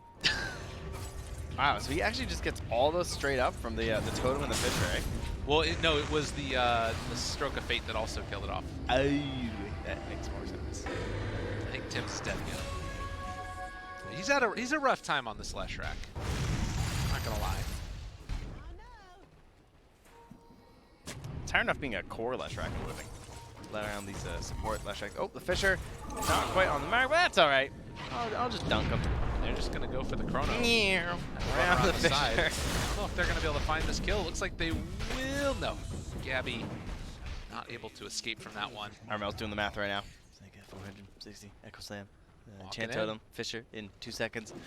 Oh, Go to the come creep on, wave. it's land. Got him. Well played by Can you Armel. imagine if he'd have got that bash? That would have been crazy. Dude, Armel is having a really good game. Yeah, is he ever? Perfect choice here from TNC. Because it's like a lot of those other heroes that you normally pick against Broodmother, they don't provide the same level of team fight that an Earthshaker does. Like, Yeah, that's why the Kunk is always banned so early. Because Right. Kunk is the only one that can really do that. yeah, I mean, Tiny in a way, he's much more like pick-off oriented. Like Earthshaker is amazing way into the late game. I think, well, actually, I'm not sure what he's going to do for his build. He currently has the Ags, or the Blink Q, and I'm just curious about the Aghanim Scepter, because one thing about the Ags is that it's Was Mickey dead? Oh. Yes, he is. Oh, the split earth and the finish. Just the rotation. And I don't know, it feels like Alliance are just a little bit too cavalier with their movement around the map. Getting punished for it. Keep in mind, though, that this guy is 0-0-0 on the Broodmother, and he's kind of close to share. I guess he's like 1k behind after that kill. It was a little close before. This guy's 3-0-1, and now it's the damage down to make up for his phase boots as they will grab now. Cuckoo, though, that is a core hero, of course. Yeah. Not the position 5 ogres we've been seeing getting picked off all day. Shaker has his Blink Dagger, but it's back in base, so cannot bring it out to him as quickly as he might like. Nah, it doesn't have Echo anyway. Yeah, that's fair. Who cares? Samia, about to be level 6 once he finishes, or picks up the Tome, rather. Which I believe is coming out in the Courier. Where are the spiders at? Did they get stroked or something? Because there's no spiders. Yeah, it might have been. So 11 minutes. How worried are you about this anti-mage at this point? Do you feel like he's having I'm an not okay game? worried about aim at all because I have Tim sitting here with 2 wards just saying, hello, would you guys like to come for some kills? Perhaps smoking up with a Blink Dagger? That sounds like a great idea. They don't actually have a smoke though, so Armel's going to have to do it with the Blink itself. Unfortunately, some of these Radiant heroes are moving away. They're trying to bait out Cuckoo, it looks like. All right, jump in Chrono. They can defend against this if they wanted to, but with the Ice Blast coming in, it looks like Cuckoo is going to be punished. Thinking about the jump, Armel looking for his opening. He decides to go for the Willow, and, well, he gets that kill for sure. What was a almost 400 damage totem? Koikfa does not want. Oh god, look at that stroke of fate, man. Yeah, he is destroying this Broodmother. Every time I look at Koikfa, he's lost his army. And suddenly, you've got AU who's the second or the third highest last hits in the game. 81, 81 last hits. Look how poor he is. Aww. He's the second lowest net worth. Man, spiders are terrible. They give no gold. I know, it's crazy. Ah. He kills them all again. Yeah, that was like 40 gold. He legitimately might end up most last hits in the game, just because he could hit it from so far away. Yeah, I mean, there's no real counterplay for Koikfa. You can't blame him that much. If he No. wants to pressure mid, it's not like you can see the Grimstroke at all. And there's his depression again. Thank you for showing it once more that he is the lowest net worth despite all these last hits. Yeah.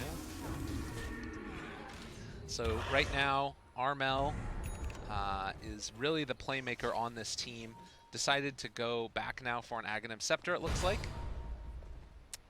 Which is a little bit interesting again. I think it's just more of that maneuverability as looks like Cuckoo might be caught and gonna TP away. I thought this Ogre guy was unkilled. Cuckoo. He needed a multicast there. It's like 3 in a row. He Come on needed a now. multicast. I guess, like, look where he's dying every time. The one time he gets chronoed, you can't really blame him for that. This time he's on the other side of the river. Yeah, true enough.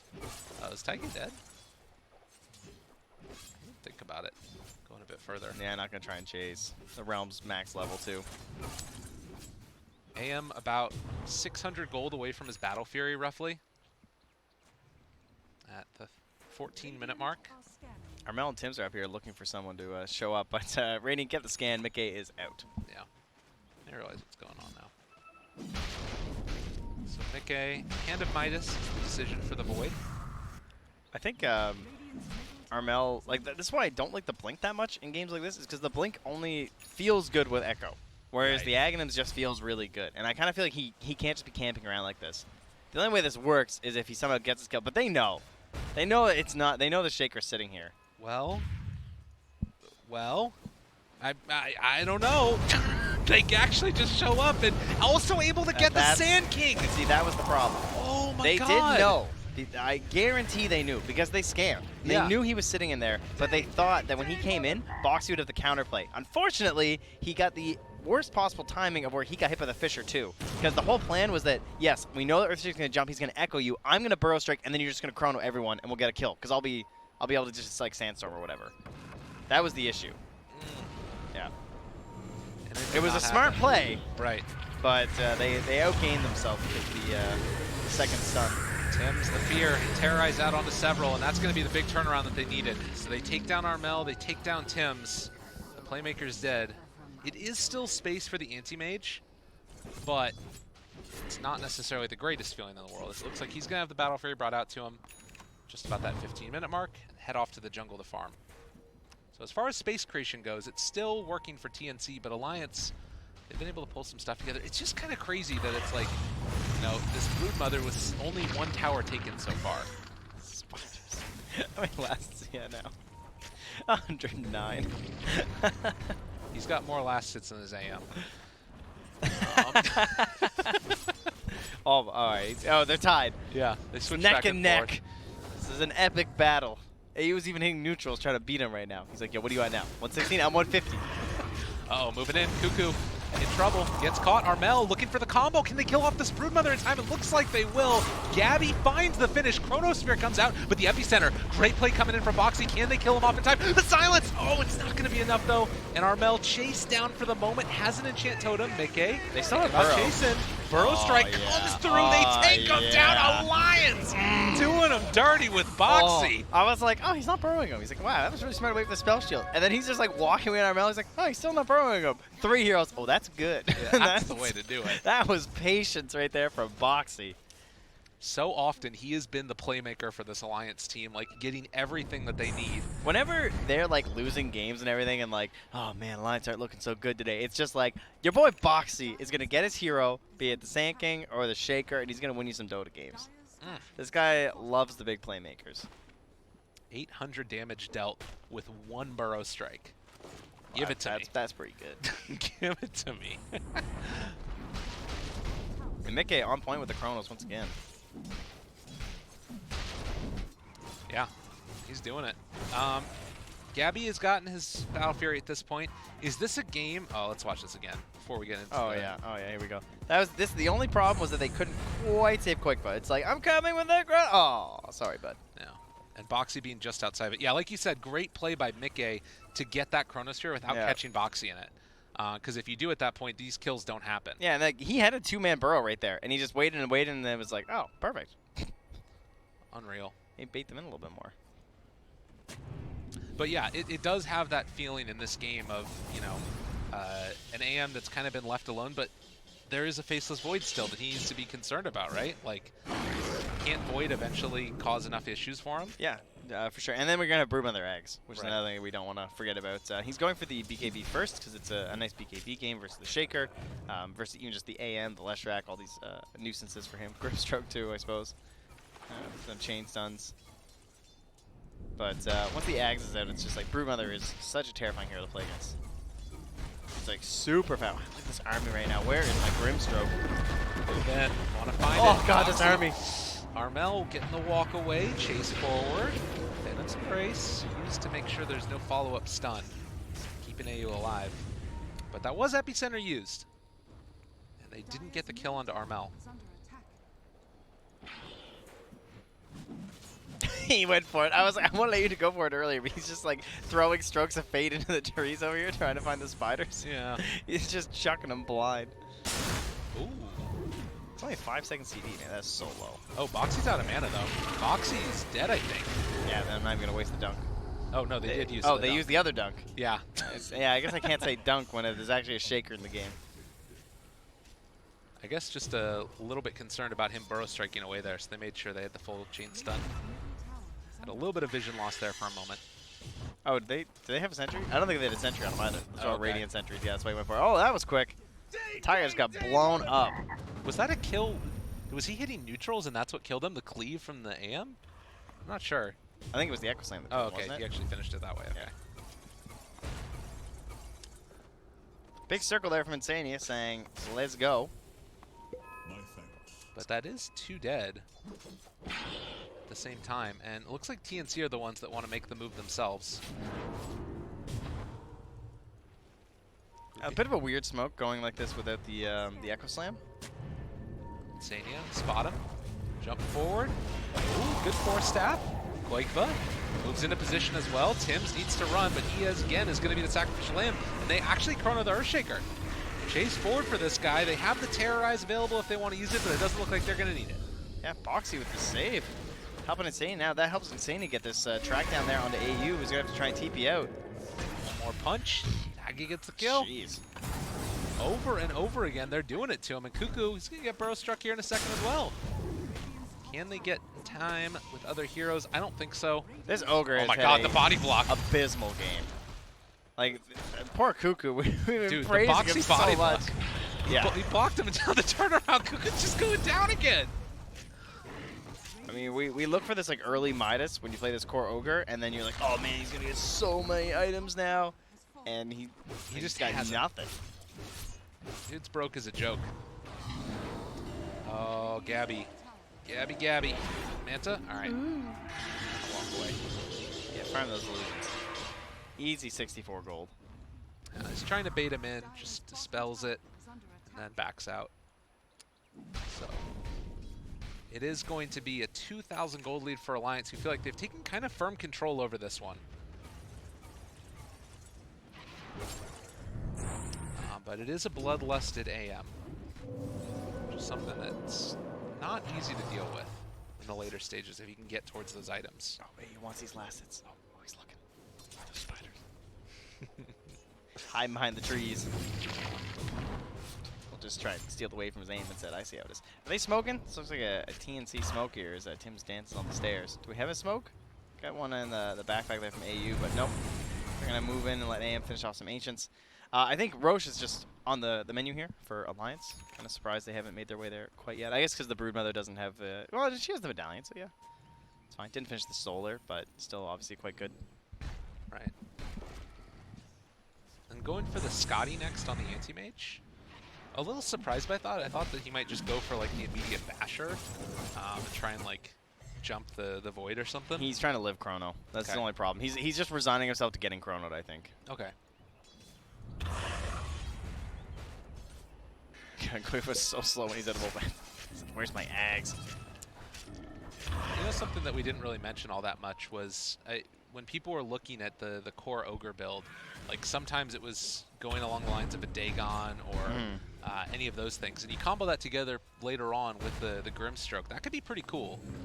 If he goes for some more of those, like a Hex or something like that, the double control type of plays. Wow, that's just wild. Right? I don't even know how those multiply. I know that when you do a multicast, it's a separate instance. So I guess theoretically it's a separate instance, right? Yeah. So it'll be like 8 Dagons. Yeah. Good Yules. And Taiga ended up hitting himself. Well, that's what happens when you play against Anti-Mage. Yeah. Get bopped. They pretty much need Armel to use Echo Slam, and then I think they're going to head in towards the Roche pick. Once Echo's down, they can definitely just Roche from the side of Alliance, and I don't think there's too much you have to worry about. Although with the Aghanim Scepter, he's more valuable than just Echo at this point now. Yeah. Well, and also the Aghanim Scepter on the Brood means that they have to be kind of wary about moving anywhere, because you could just lose a tower so quickly. And Brood is level 20 now. Which, you know, that extra spider attack damage, they're going to take down buildings very rapidly. And Alliance is just keeping themselves around the pits, or like at least scanning there too to keep an eye on what TNC are up to rather. And not moving too far on the map. Mickey, they think that they're actually smoking in towards Koikva, I believe. Because they're guarding him from the tree line, and now it seems like they're going to smoke. At least this is their, yeah, they got 2 smokes on Insania, so they're going to smoke behind Koikva. Okay. Leave him revealed. And our big initiator, of course, will be that Faceless Void. And Armel is here, prepped for popping smokes. Good for that Dude, Mickey Chrono. knows. He's walking through, maybe. They see that he's in the trees. All right, they triangulated. All right, they figured it out. And Armel, they spot him. In some trouble, though. He goes down. That was really nice. The way that Mickey just stopped moving, right? Yeah. When his smoke popped, he just waited, and then Boxy went up, and his smoke popped, and they're like, okay, guys, he's in there. And he just like slowly crept their way in there. And while I said they had to wait for the Echo Slam to be down, the other thing you can do is just kill the Earthshaker. That'll put you into the Roche pit. Oh, good ward takeaway there, too. So now they don't even have that vision around the pit there, but they should realize that Roche is being taken. And I think they're aware they can't do anything. just going to go and try and get some split push working.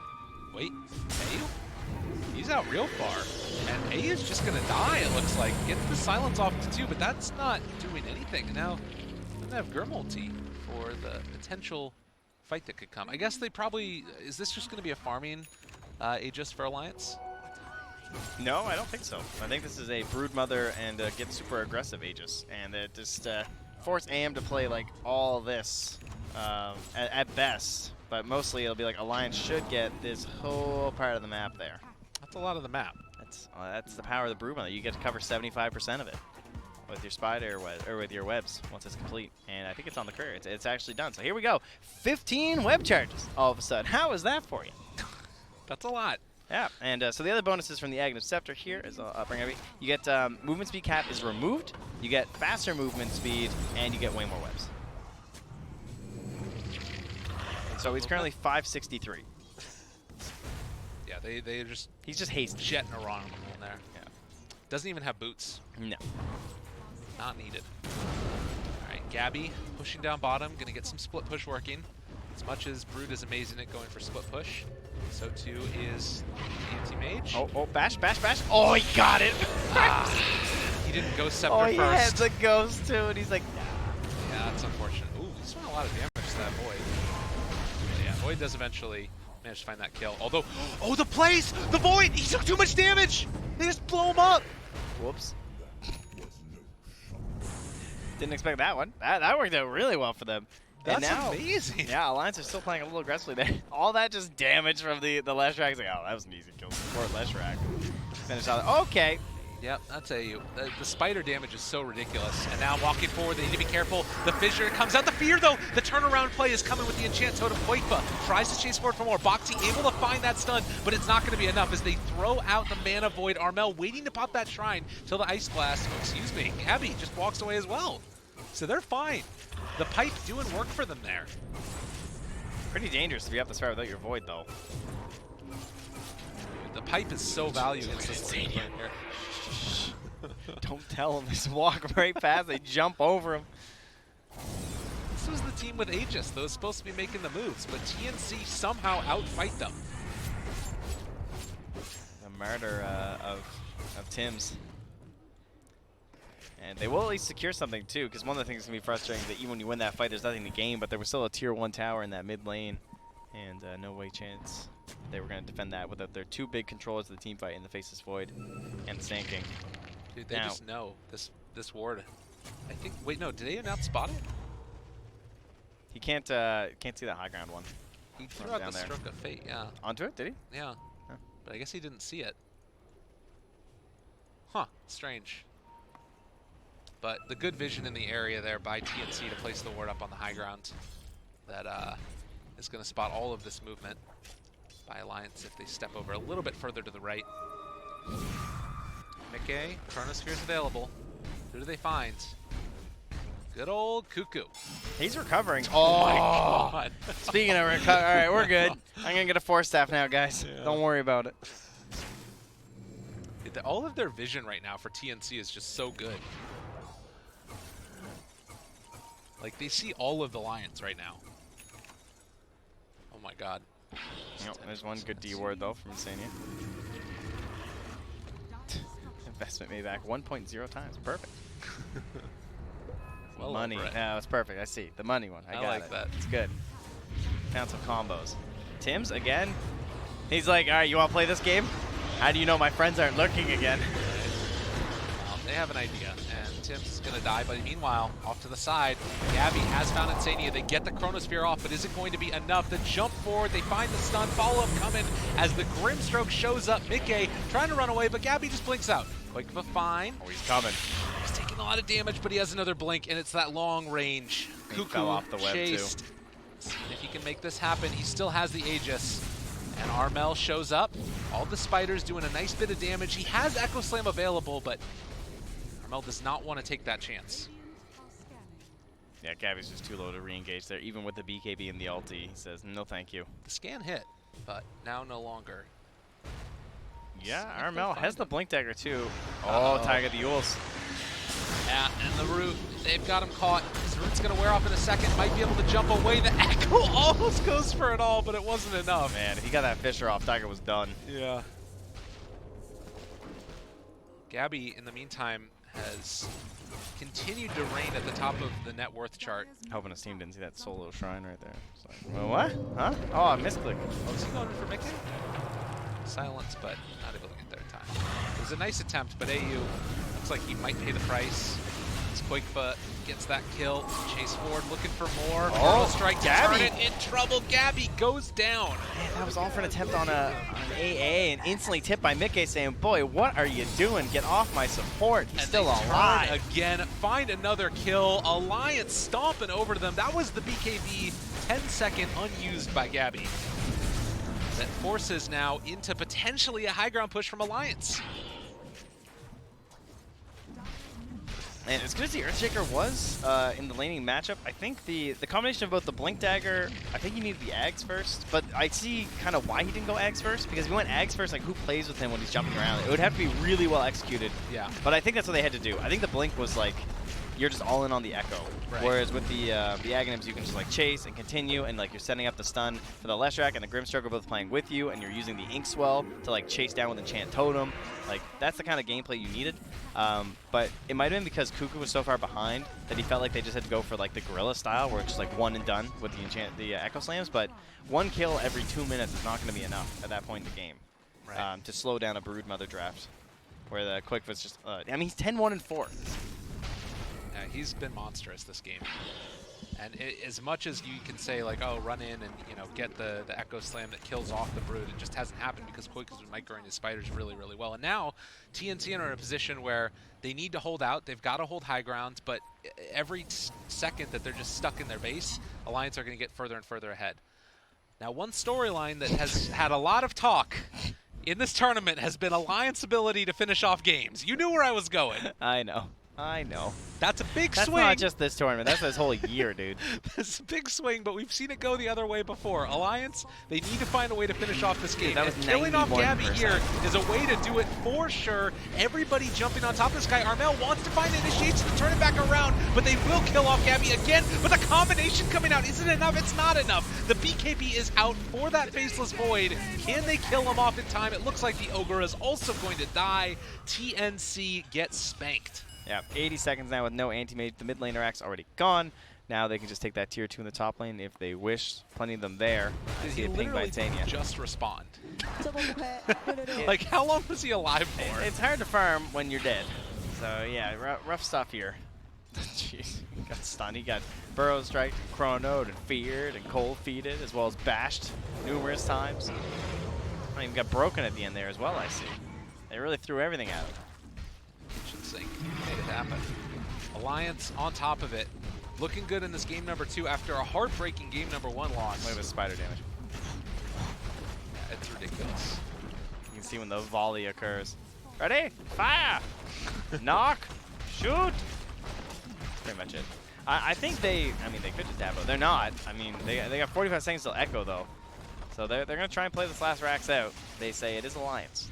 Never give up, never surrender. Yep. And TNC, likewise, have been teams that have been able to pull it back themselves. Like, it's not just that Alliance have sometimes struggled to close out games, it's that also TNC have been able to pull otherwise what seems to be unwinnable games back. Yeah, I heard that required some fountain diving, though, from Keen. So I don't know. As long as Alliance stays at the fountain, I think they got this one. It's going to be a tough hold for sure. That's the mystery we look for, though. You never know what will grip you Yeah. in TI. Maybe you just really want in there. See, Ogre has gone for the Force Staff again afterwards. I was wondering if he was going to think about going for some more damage. But right now it feels like it's kind of all on Gabby. He just keeps on getting chronoed. Azure off the mark. Quakefa thinking about jumping. First crown onto Cuckoo. Don't get near the rest All of the the team. spiders found them. Dude, they walk forward. The chrono onto 3. Mickey makes it happen. The Ice Blast on top of it afterwards. Alliance are doing it, ladies and gentlemen. And I think it's time to cast those 2 little magical words. Although Gabby, is he going to make it happen? Tim's chasing through as well. He blinks away in the duration of his BKB. Buybacks abound from TNC. He's got the Echo. He's waiting. But I don't think they're going to walk on into it. Chase, chase, chase. Nothing, nothing, nothing. Alliance Dude, this Broodmother is about to have a Bloodthorn Jeez, done. that void damage. Yeah. He's very big. Almost 6k there from Faceless Void. That's just crazy. What's happening all year. It's almost more damage than he dealt all of last game. Mickey has had third of his damage. He has had a huge turnaround in this one. Oh yeah. And I think a big part of it is, like we said, just in that Sven game, he didn't have, like, they first picked it, and so they just picked all the counters on TNC. I kept stunning them, and they kept moving. So that next game, they picked me Faceless Void. And they so can't they couldn't move. A nice force staff. So that was a bit of a replay here, I believe. Yeah. Oh, look at that. Nice chrono. And again, the scouting from Koik with the spiders is what sets that up, too. This whole wave of spiders just runs over them. They're like, oh, found them, guys. Yep.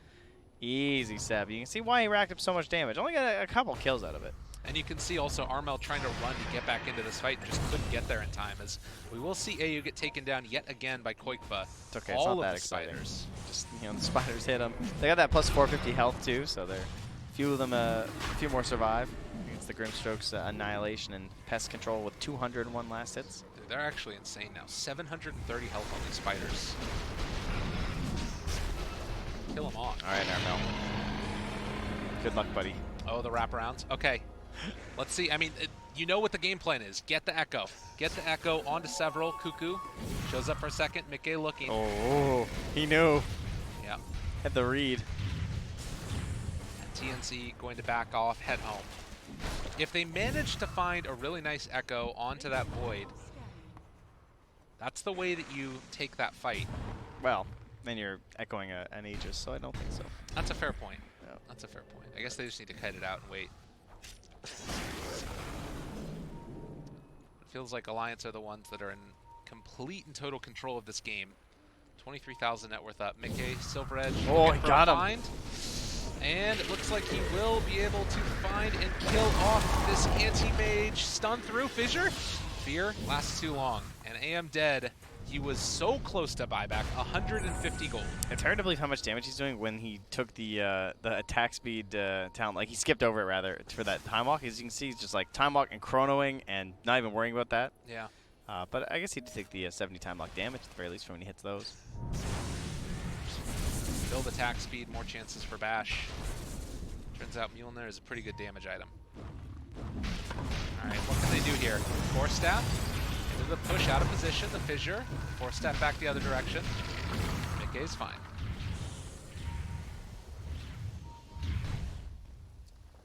And with that, AM able to get buyback again. So he was able to somehow scrape and get himself buyback.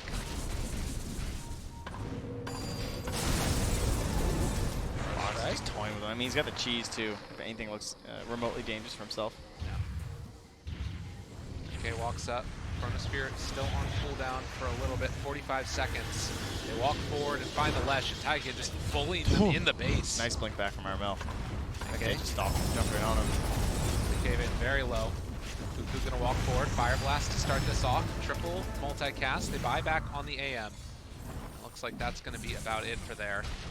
Aegis still 2.5 minutes left before it's going to be reclaimed. They're very happy that they did not lose that Aegis. 'Cause he got pretty low. If you lose that Aegis without the Echo Slam, that does, again, open the door ever so slightly for the side of TNC. Yeah. But now he's just regenning back up there in the jungle a little bit and coming back in. Wants to try and make something happen here. Koik was just like, zoom. I'll be there soon, guys. Now Burrow strike onto Cuckoo. Rooted, chased. Has a Force Staff, but he's still stunned for a little while now. Doesn't have buyback. He's just dead. They can't do it. Going low ground. He's trying to create an opportunity, right, for Armel. But they just didn't see it. Now with Chrono up, they can just jump on Gabby if they want to. Still a long time until the Aegis is going to be reclaimed. Boxy walking forward, decide to force onto him. Mickey can jump forward if they want. Chronosphere connect immediately onto both of them. How this those is going two to be together? GG is called, and that'll do it. Ladies and gentlemen, Alliance pull it back. I could sense. Able to go 1-1 against told TNC. Told you in game one. It was not over. Alliance, we're gonna look way better next game. Yeah. And they certainly did, man. That Broodmother was relentless. They did not wait for the 10th pick. They're like, we're taking this 8th. Take 2 more heroes. We don't care. I mean, it was a really good Brood game, right? Like, at that point in time, they had picked, what was it, Ogre first, and then Indalesh, so they knew that they were going to have a decent time with it, and they banned out the Kunkka too. So it works. I would prefer the Tiny. That's Yes. what I'm going to say. I think that the Tiny, one way to look at it is that like he doesn't have cooldowns. Because Broodmother, she just wants to like get these spiders and she wants to farm the whole jungle. And so when you have the Earthshaker and you like, let's say you go and you dunk her and you kill her, Right. she comes back and there's 2 free minutes where you basically can't kill her. Yeah. Whereas the Tiny, you kill her once, you can just chase her. You see the little pool of spiders, you toss the tree at it, you're gonna get at least half of them if they have like the double group thing where they just like split them like that. Yeah. So I really would have preferred that for TNC, and if not, at least the Aghanims, and they just had to play a lot faster. But Cuckoo got really shut down because they were forced to try lane to protect their AM. Yeah. And then the Earthshaker just wasn't enough in the mid game to carry things through. It's that type of thing where it feels like Alliance, when they get their heroes, when they get the drafts that they're comfortable playing, they look like an entirely different team. When they get pulled out of their comfort zone, that's when things get a little bit screwy. I like the stuns. I like the stuns too. Stuns are good. They kept stunning them. That's and then what they were talking died. about at the summit. They kept saying stuns are good, and they fell away from that for a little bit. I think he said #1 rule is you have to kill the heroes. Yeah. Could not kill the heroes last game. He went back. He's like, oh, where is that? Back to page Yeah, we gotta 1. make that No, happen. table 1. Okay, All right. chapter 1. Kill them. Okay. They died this time. Are we already done 2 series? We've already done 2 series, man. It's been a quick day too. It really has. Days flying by. So that means that our final is, I believe, EG RNG. if I'm not mistaken. RNG. EG really needing a win in this one. Yeah, I hear things aren't going so well for the NA boys. No, it's tough. Well, that NA squad. Newbie, things are doing very well for them. They're Chinese. No. What are you talking about? What? Newbie. Wait.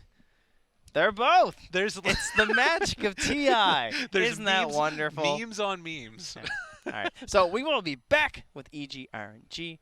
Come on back and see who will be taking that series.